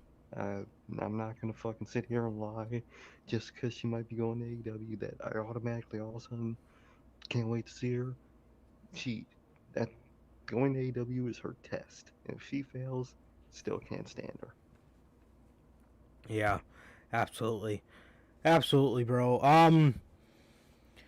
Moving on here, Bray Wyatt, man. Justin Barrasso, well, I'll tell you guys a story first, because I don't really think it says it here. Bray Wyatt signed a new deal with WWE back in the year 2020.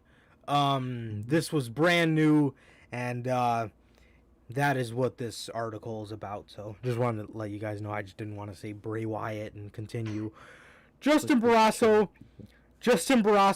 of Sports Illustrated reports Wyatt was cleared from an undisclosed physical ailment, which was not concussion related, on Thursday, July 29th, before his release on Saturday, the 31st.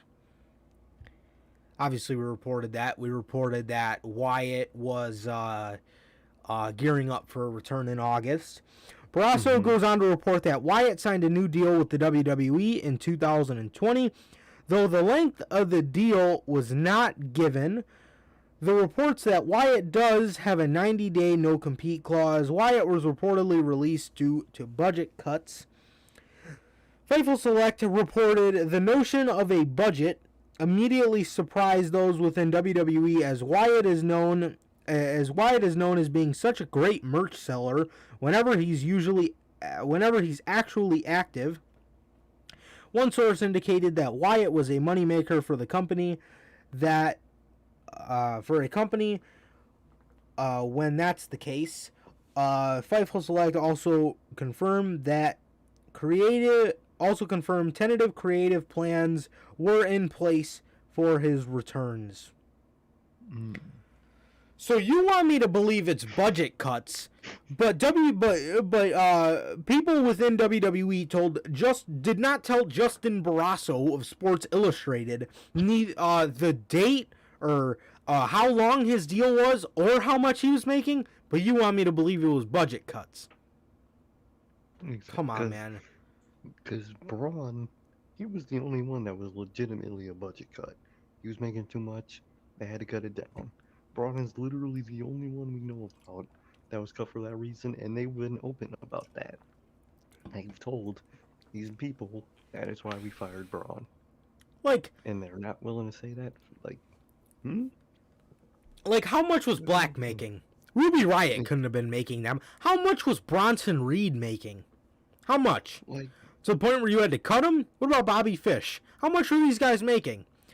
Bray Wyatt, like I said, The reason they did not give the amount of money that he was making is because it would have confirmed it's not a budget cut. We already told you guys what it was. It's because Vince McMahon didn't like somebody telling him no. Exactly. That's all it was.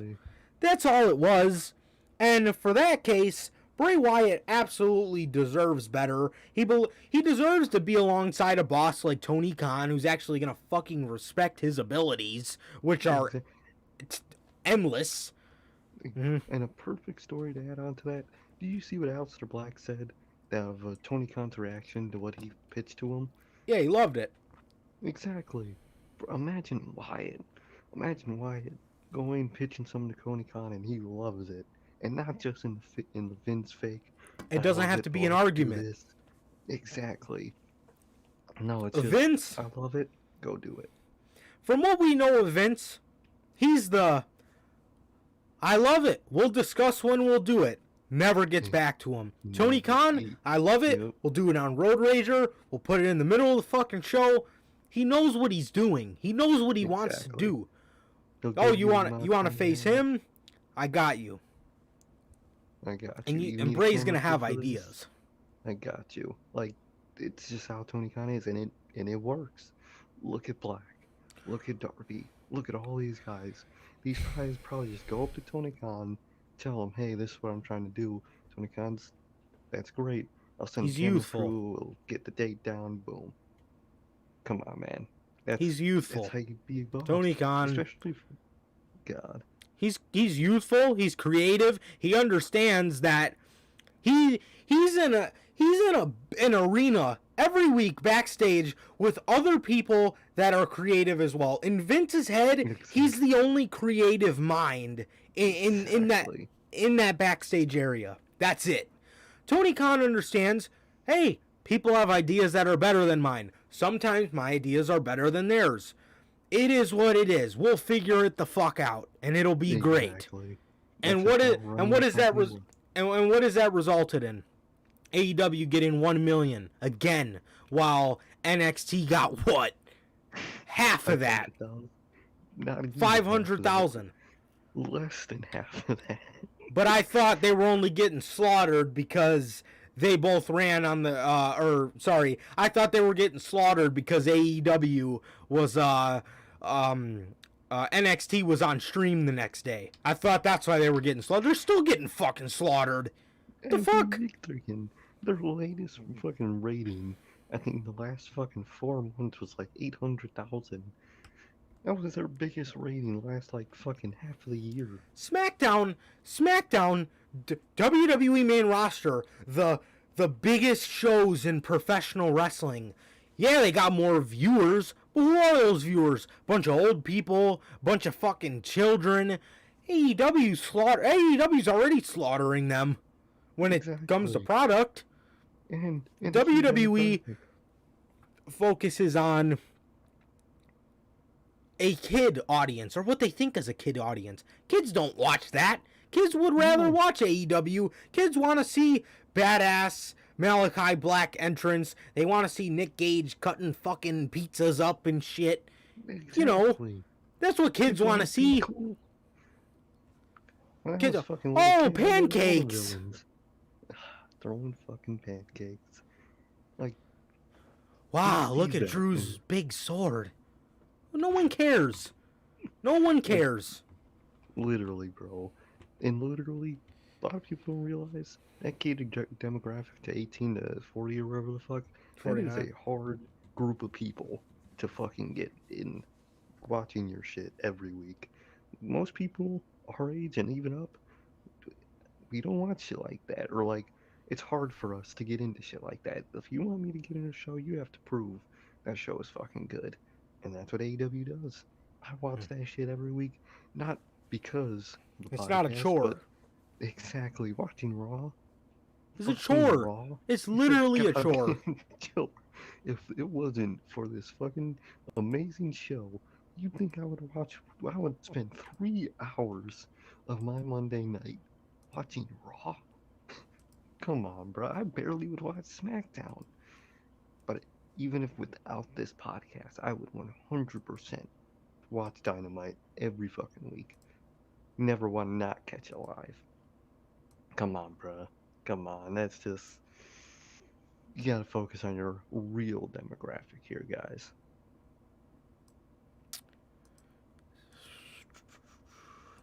Sorry, what was this camera news went story out of about that we focus. got off on this kind of Um, fucking tangent? I Wyatt. totally forgot.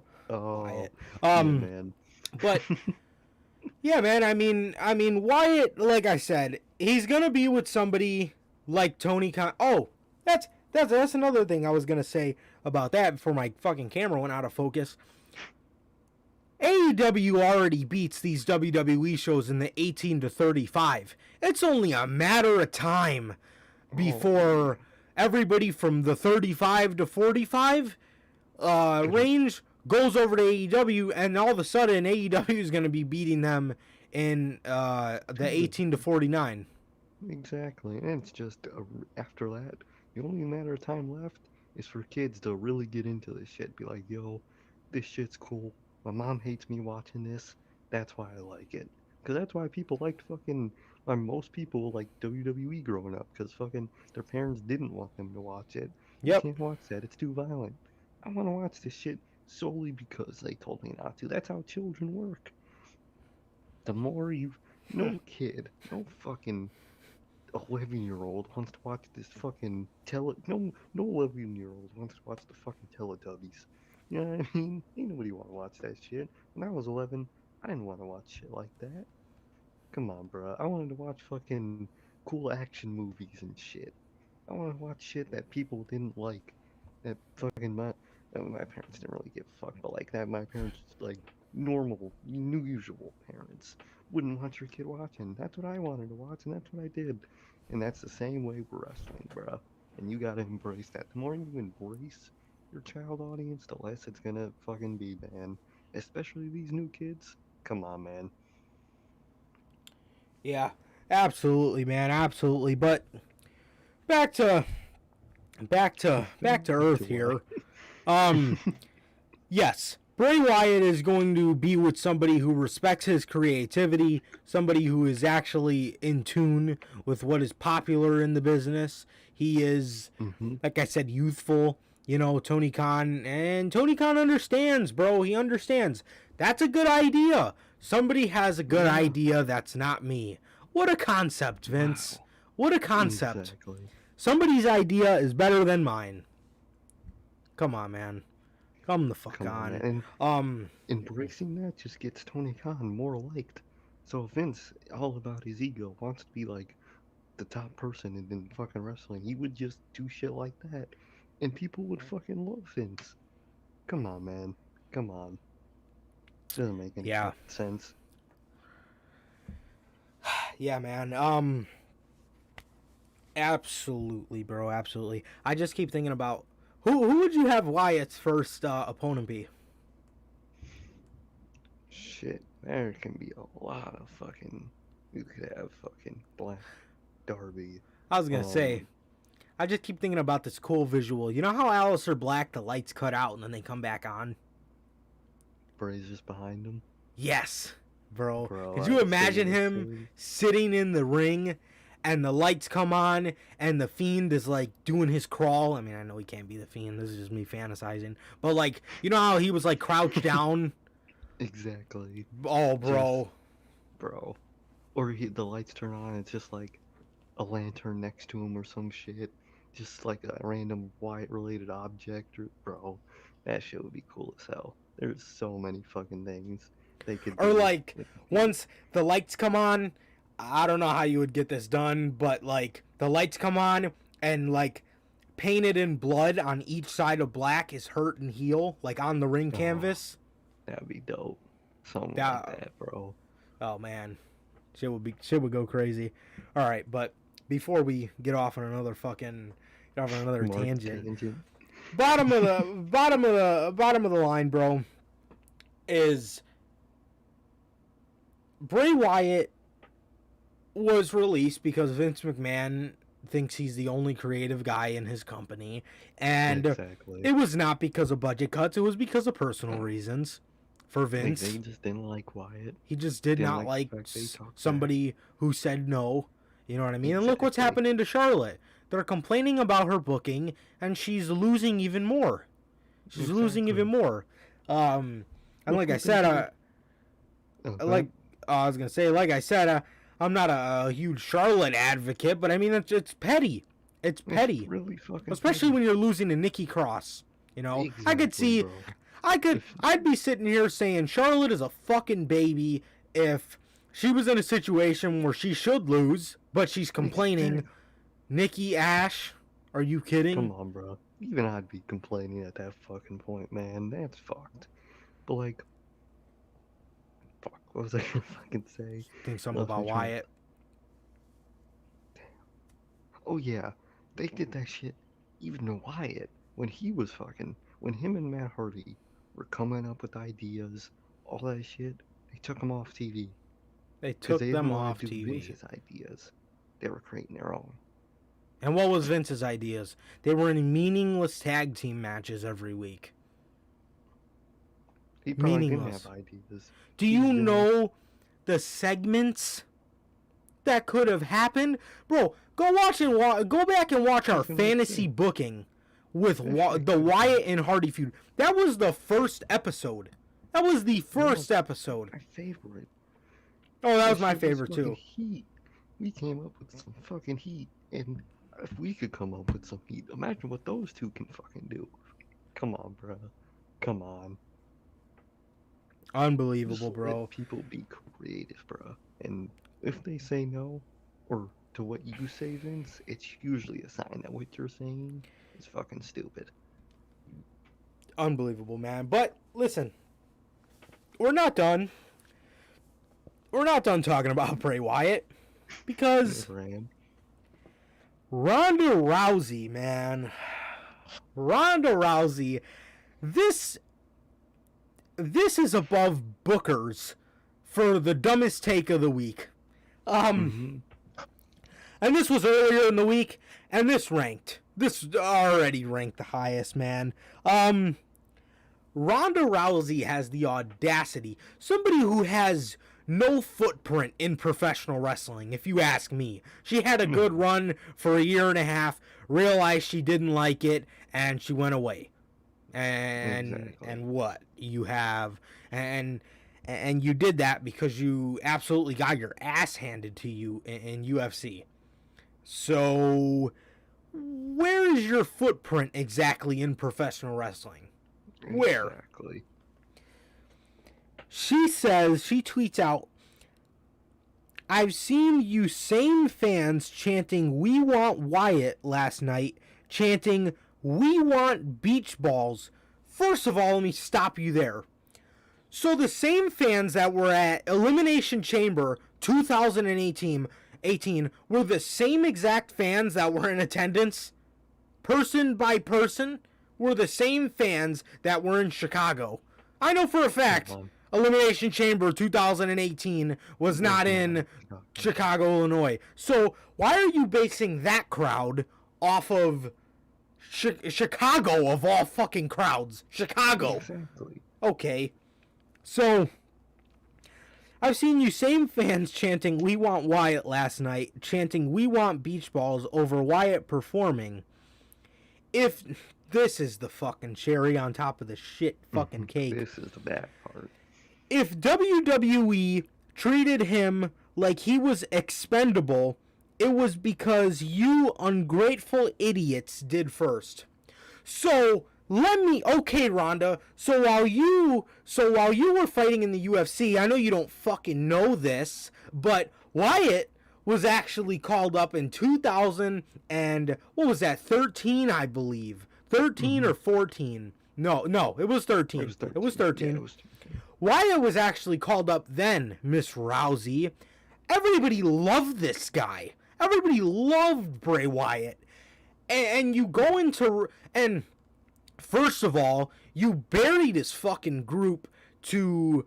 well, not buried, but you make his group look like shit when Daniel Bryan turned on him. The only reason it's not looked at as a burial is because of how they made Daniel Bryan look, You know how Exactly. how he had the crowd in the palm of his hands, one of the greatest Raw moments ever. Daniel Bryan.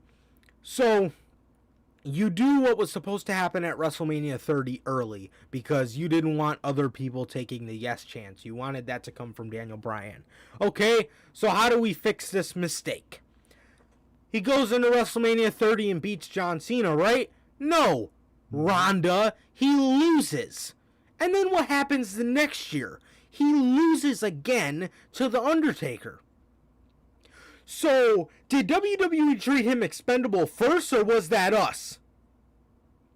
And like I said, how can you take one group of fans,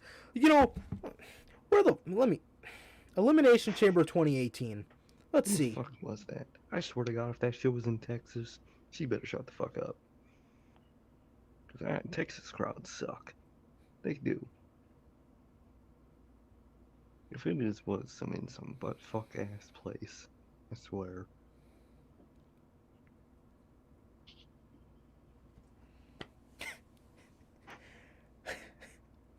Okay. What was it? It was in Parasite, Nevada. It was probably a bunch of fucking Mormons on that show. What?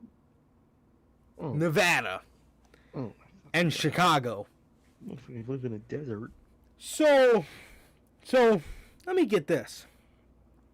So, when Bray Wyatt debuted The Fiend, were we treating him as expendable?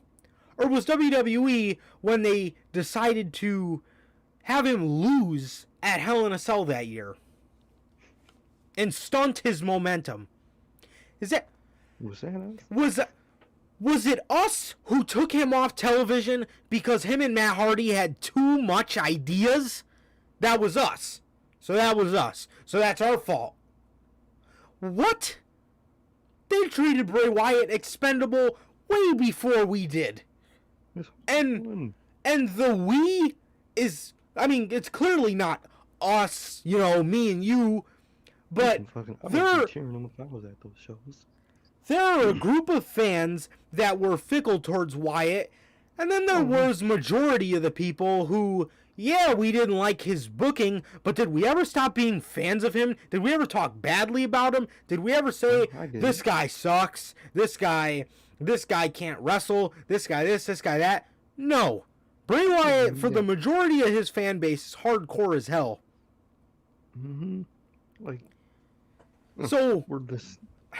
dumbest fucking take ever. Literally, bro. Were we the reason he fucking got fired? Were we the reason when we were the ones buying his merch? He was one of the top merch sellers and that in too. the fucking company. Yeah, so who was buying his merch? Was it you? I don't think it was you. So, who was it? Who was the motherfucker? It was the fans. And yeah, they were chanting, "We want beach balls." And it was... Does she realize that it was 2018 Bray Wyatt? Now, I'm not going to go back on what I said. I always loved Wyatt. But in his booking at the time, I might understand why some fans might want some beach balls. And look, we always love Wyatt, but we'll be the first ones to tell you, them moving him from SmackDown to Raw in 2017 is one of the worst draft picks ever. Ever. He was genuinely so irrelevant on that fucking show. Another thing Ronda needs to learn, people are chanting that shit for mainly the whole idea of what Elimination Chamber 2018 was. People just didn't like the show, and Wyatt was just another casualty of that. Yeah, they were chanting him during his match, but what happened before that match? He lost to Cena, Undertaker, got his fucking group buried by The Rock at a Mania, fucking wasn't even on a Mania, lost to fucking Randy Orton, lost his title to Randy Orton. What do you expect people to cheer for? People love him. I love him. Even I would be cheering, but for the most part, of course people would be wanting something different. And he wasn't the Fiend yet. When he was the Fiend, people hated him. We chanted, "We want beach," but did anyone see the Fiend live and chant "We want beach balls"? No. Wh- During the prime of Colt Wyatt, did anyone chant "We want beach balls"? Come And on. another thing is, do you know how many other people fell a casualty to "We want beach ball" chants? It was not just Bray Wyatt. So what Literally. does that tell you? People are frustrated with the booking of the company. Everybody loved the bar. The Exactly. bar I was about and to say them. Ambrose and Rollins had a great match at SummerSlam. Nobody was upset with them. People were just upset about beach with ball. the company. People were upset Exactly. because what was that show for 2018? What was it? Does anybody remember that? Jinder Mahal beat Shinsuke Nakamura. Does that fucking refresh your memory? Don't you think they have a reason to Exactly. be pissed off? And by the way, what did we see before? What did we see before Wyatt and Hardy went on? Luke Gallows and Carl Anderson defeat The Miz Taraj. Alexa Bliss defeats Sasha Banks, Bayley, Mickie James, Sonya Deville, Mandy Rose in an Elimination Chamber match. Cesaro and Sheamus beat Titus Worldwide. Asuka defeats Nia Jax. And then Matt Hardy and Bray Wyatt go on after all that shit. After that dog shit show that was Elimination Chamber 2018. She has to also think being in a live WWE show sucks. You got lights in your face. You can't fucking take a picture. You have that. I remember in 2018 in that whole era that you couldn't wear a Bullet Club shirt there. No, Of course, I'd be a fucking asshole. Of course, I remember when they brought beach balls during I think it was a bar match, and fucking Cesaro ripped that. That was shit. the SummerSlam match I was just talking Yeah, about. it was a SummerSlam match. They probably did that not because they hate Cesaro or the bar. People love that group, but it's because the way that WWE at that time was in a terrible state in the way they treated their fans. Like I just said, you got lights in your face. They're telling you what you can't wear. They're making you fucking put your shirt inside out. Yeah, I'd bring out a fucking beach ball. Fuck you, I'd bring out a goddamn beach ball. Shit ain't right, man. Rhonda, you need to not do that because you don't have the credentials in this business to You know, fucking make takes like that. You with had one decent run. yeah, exactly, bro, exactly, and it didn't even last that long. Like, now you're Rhonda, gone. this is what I hate about the whole beast ball situation. Sure, it's disrespectful to the performers. I could see that Yeah. side of it, but let me tell you, that one documentary where they came out and they were praising it. Oh, the fans just love to have fun. They're throwing beach balls. And they were talking about that shit so highly. The fans were having fun. They're throwing beach balls around. Why would you praise it and then go around and start banning the shit? If you were going to ban it, why the fuck were they so happy about it a couple months ago? The only wrestlers that get butthurt from that kind of shit are the ones like fucking Seth. The ones that get butthurt over everything. Literally, and people like Ronda, because if they're not the center of attention, like bro, like Cody said, we were talking about. Cody said that we paid our fucking hard-earned money to go But- see these fucking shows. I'm not rich. But I look, fucking work for them. Exactly. but look, Mm-hmm. when have you ever seen a beach ball in an AEW crowd? You want to know why? It's because people are invested in those matches. Exactly. People want to see Kenny versus the Hangman. People want to see Darby Allin versus whoever. People want to see a Young Bucks match. People want to see Miro. People want to see They're Mox. loud.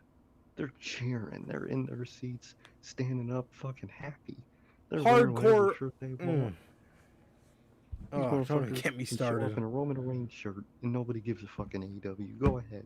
Even if you are seen on TV, go ahead and wear a Roman Reigns shirt. If you pays your money, do whatever you want, chant whatever you want. They're not fucking, and they're chanting good shit because they're invested in the good product. WWE at that time, that shit was at a very, very down point. I mean, ever since like fucking 20 fucking 12, this company's been at a fucking down point. But 2018 was not a great year for the main roster. It was at the start. At the start of the year, it was pretty decent, but it just went. And that's the thing. The start of 2018 was good for that company, and they were still getting beach balls. That's how fucked that goddamn company is. And you want to go over here and defend it? How about you put the blame on Vince? Bray Wyatt was your top merch seller, one of them. Had one of the most interesting gimmicks, whether cult leader or fucking fiend. He fucking fans loved him for the most part. Whenever Wyatt does some great shit, the fans eat it up. And I know I'll eat it up, even if it's not popular to like. I like the Braun feud. I'll eat that Braun feud up. Come on, bro.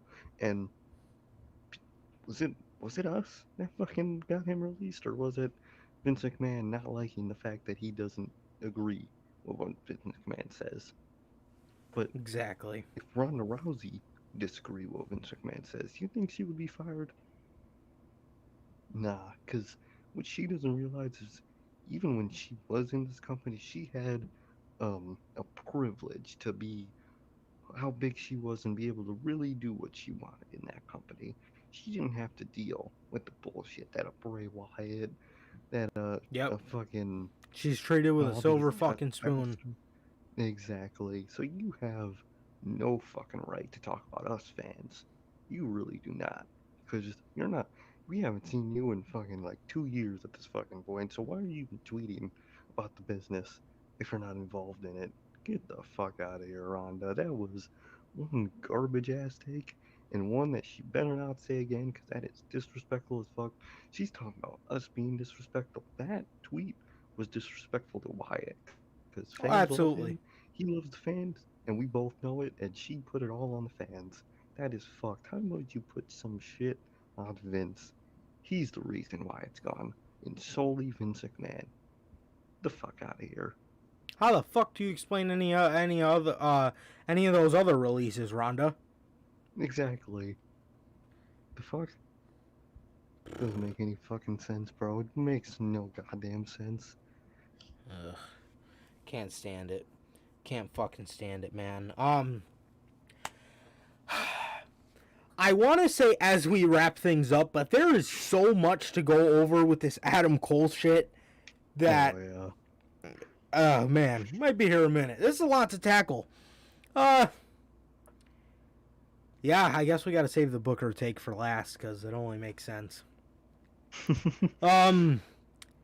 Okay, so we obviously told you guys the general bits of it on Monday, but per Fightful Select, WWE, well, let me just recap you guys what we talked about on Monday. Adam Cole signed a 1-month extension last July to finish out his program with Kyle O'Reilly because because his contract was up after the Great American Bash. He agreed to stay for another month to finish out the feud with Kyle O'Reilly, and then he is set to be a free agent. Then we got word that WWE has put offers in Adam Cole's face, and he has denied all of them. And I think we might know why, and it is because of this report that says WWE have not offered Adam Cole a long-term deal. So I'm assuming he was looking for something a little more stable, which in WWE, you know Wyatt signed for 5 years. You know he did. you know. And they released him not even a year into his new contract. So, per Fightful Select, WWE are yet to offer Adam Cole a long-term extension to his contract, which reportedly expires after SummerSlam. Many within NXT, including Cole, wanted the situation to remain private. However, an offer is obviously planned. Now, Adam Cole's WWE contract set to expire later this month after SummerSlam, despite initial rumors that it was going to last until 2024. That was just another side piece to that story. Then we got news today. Adam Cole has reportedly entered contract negotiations with All Elite Wrestling with only weeks left on his WWE contract.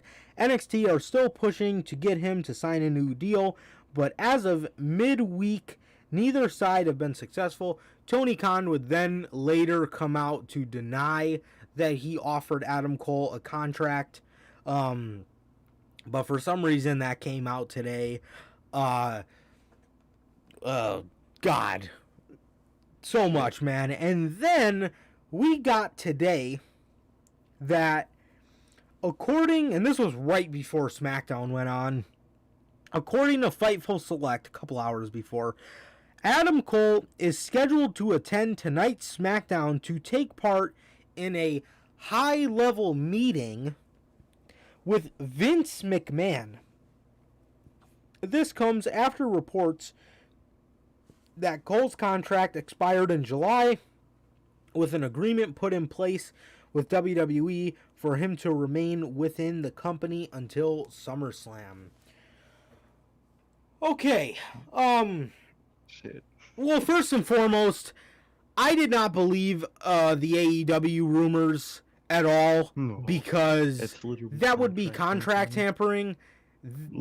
Tony Khan, and I don't know if you guys remember this, but Tony Khan, a couple months ago, earlier in the year, came out and actually said that AEW has always tried their hardest to stay away from contract tampering. Exactly. And obviously he's doing that. I did not believe that at all. I figured that was somebody pulled that out of their ass. I don't even know who reported on that. Let me see.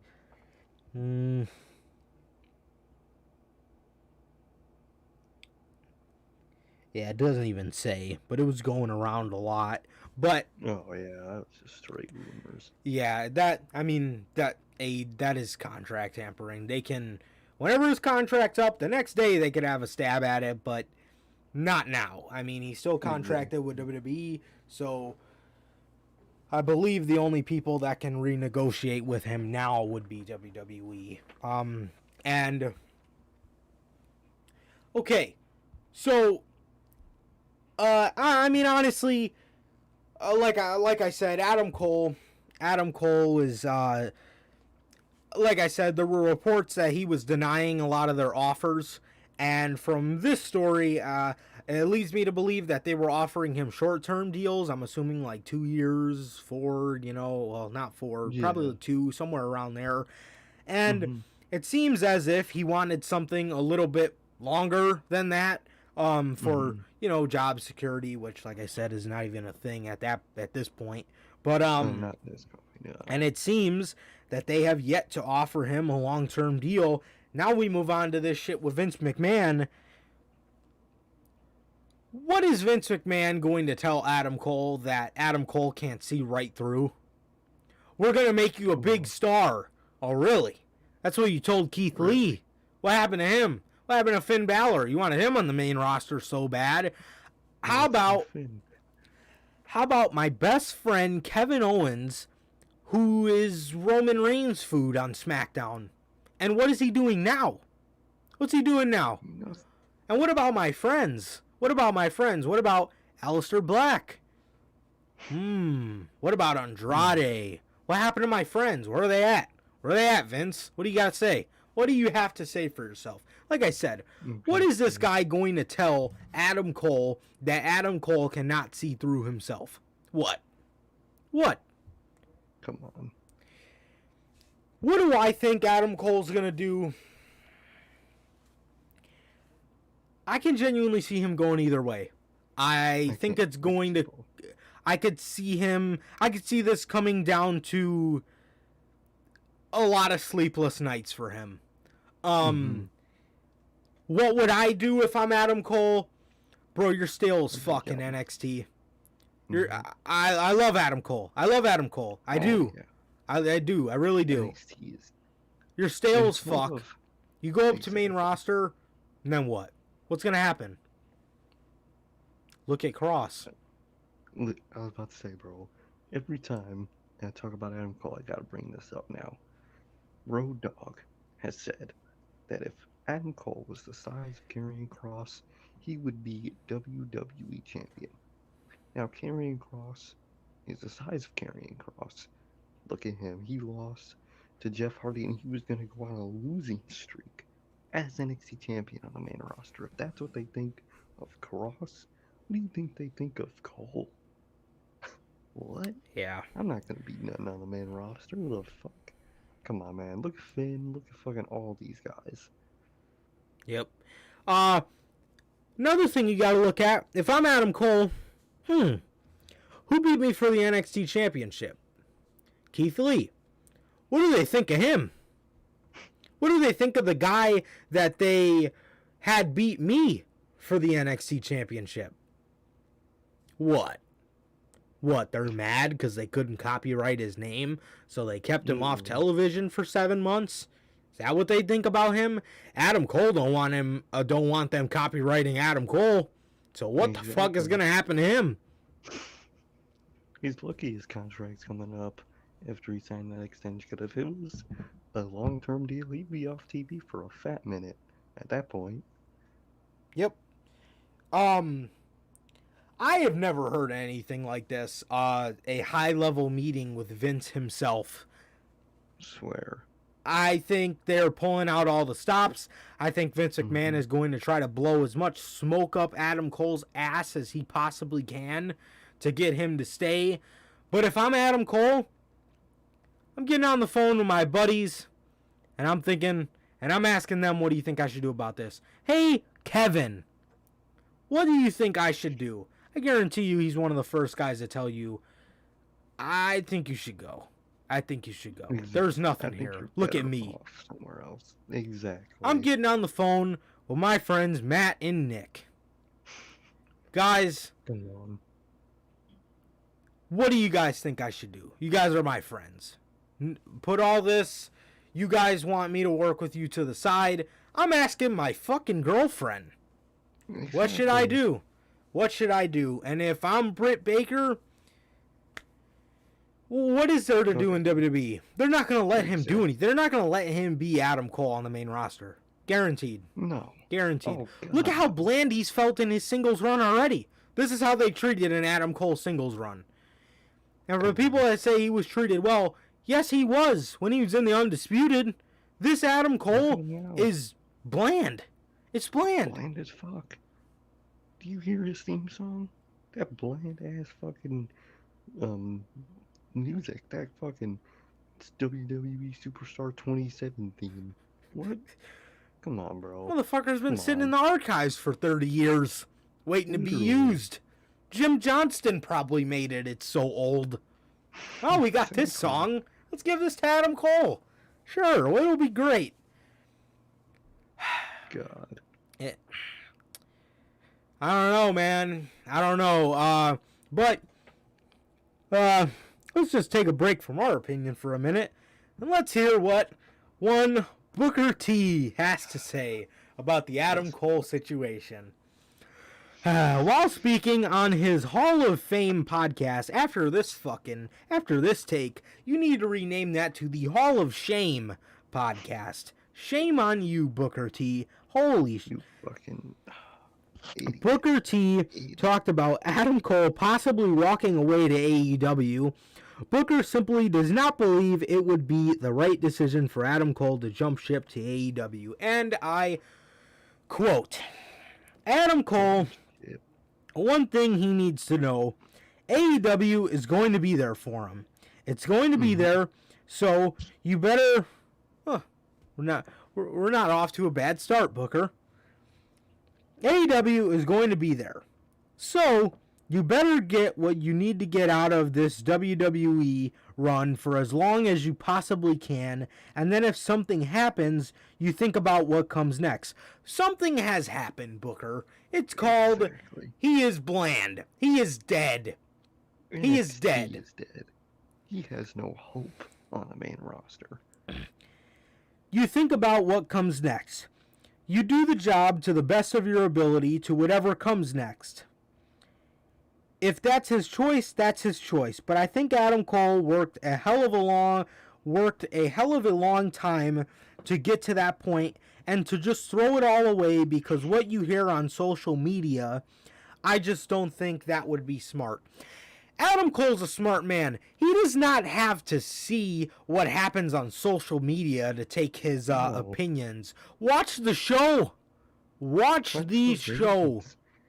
Look at the ratings for these shows. Because of what he sees on social media. What does he see on social media? Adam Cole, you should go to AEW because NXT is dead. Valid. Adam Cole, you shouldn't go to the main roster because look at what happens to everybody else. Valid. These are all valid points. Valid points. I don't think it's what he sees on social media. I think it's what he sees with his own eyes that's making him second guess. If I'm Adam Cole, this is an easy choice. WWE is dying. WWE has no appreciation. If he signs a 4-year deal, he's not even going to be there 4 years anyway. You know what's going to happen? They're going to make him bland. They're going to make him a fucking jobber. And he's going to be released. And then Ronda Rousey's going to make a tweet blaming the fucking fans. Like, and then Booker's going to fuck, like... What? Like... What a dumb take. Booker said, throwing it all away. Throwing what away? Throwing it all. Throwing what away? Throwing what? Yeah, because, you know what's throwing it all away? Going back to NXT. Staying in NXT for fucking 4 more years. That is throwing it all. Going up to the main roster and fucking being a loser. Look at Ricochet. Ricochet threw it all away. Look at the motherfucker. He threw it all away. Throw it all away. Booker, shut up, bro. You're funny on commentary, but just don't talk. Because your takes just as bad as Ronda's. Listen, Booker. If he leaves now, he's better off. His WWE career will be close to perfect. Exactly. Aside from this singles run, it'll be close to perfect. I mean, he... shit in NXT? Yeah. And then AEW. And what's going to happen in AEW? He's going to be a huge star. He's going to be a huge star, man. Adam Cole, the right choice for Adam Cole is it's easy. Now I'm not him, so I don't. At the end of the day, I don't make that call. But my honest opinion, the right decision is easy. You go with your girl. You go with your friends. You go with, be great. Be legendary. Momentum. Be a legend. Exactly. Be fucking remembered, because nobody is going to remember Ricochet. No one's going to remember Baron Corbin. The longer they stay in WWE, the more these guys, like Sir K just listed off, are forgotten. Guys that are truly talented. Irrelevant. Ricochet. People like that. Nobody cares about them anymore, man. Nobody does. You think casual fans know who they really are? To them, they're just a guy that shows up on their screen. Right. Come on, no, but people who watch AEW, come on, even new people to the business, wrestlers to the business. You watch AEW, you notice that person. We now know, as all fans, who Hangman Page is. We know who Darby Allin is now. We know who MJF is. We didn't know that before AEW. Look at it now, Jungle man. Jungle Boy. Luchasaurus. All these fucking people, man. All these fucking people, man. And Adam Cole with his fucking credentials in this business already. Come on, bro. Come on. That is an easy choice for me. That's an easy choice. Yeah. Absolutely. Absolutely, man. But yeah, like I said, bro, as far obviously that's our take on that, on Booker's take, but just all I really have to say for this meeting with Vince, I've truly never heard about anything like this. I really haven't. Yeah, This is I really have not. This is crazy. It's crazy. I never, and like I said, for a fact it is going to be Vince blowing smoke up his ass, trying to throw everything at him to get him to stay. That's exactly what it is.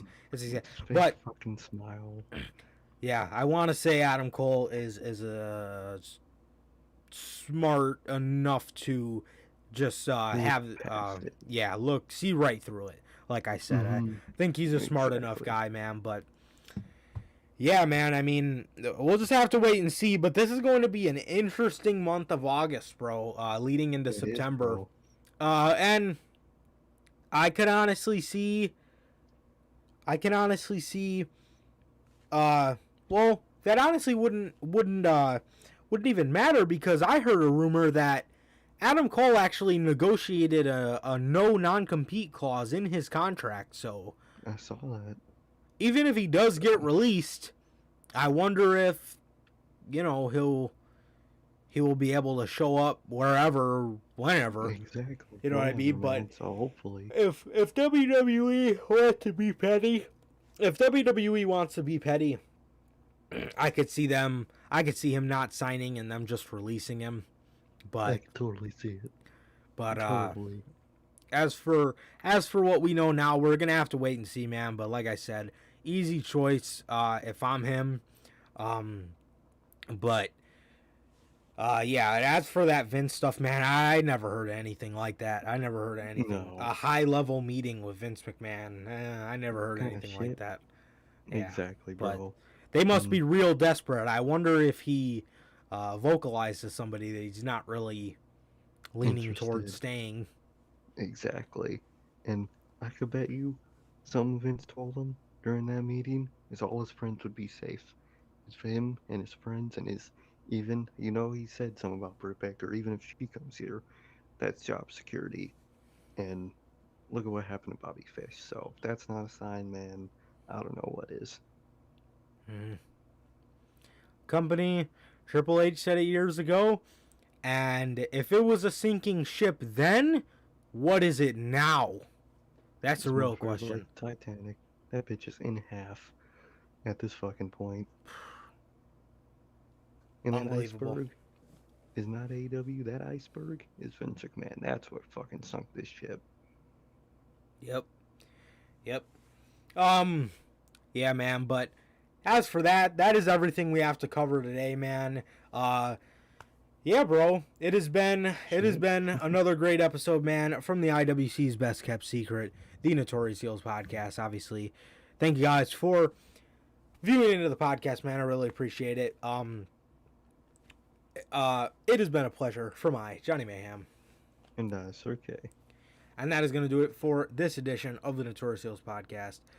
Ladies and gentlemen, thank you guys for stopping by for the news every Friday, man. Please like, comment, and subscribe. And we will see you guys on Monday with Notorious Unscripted.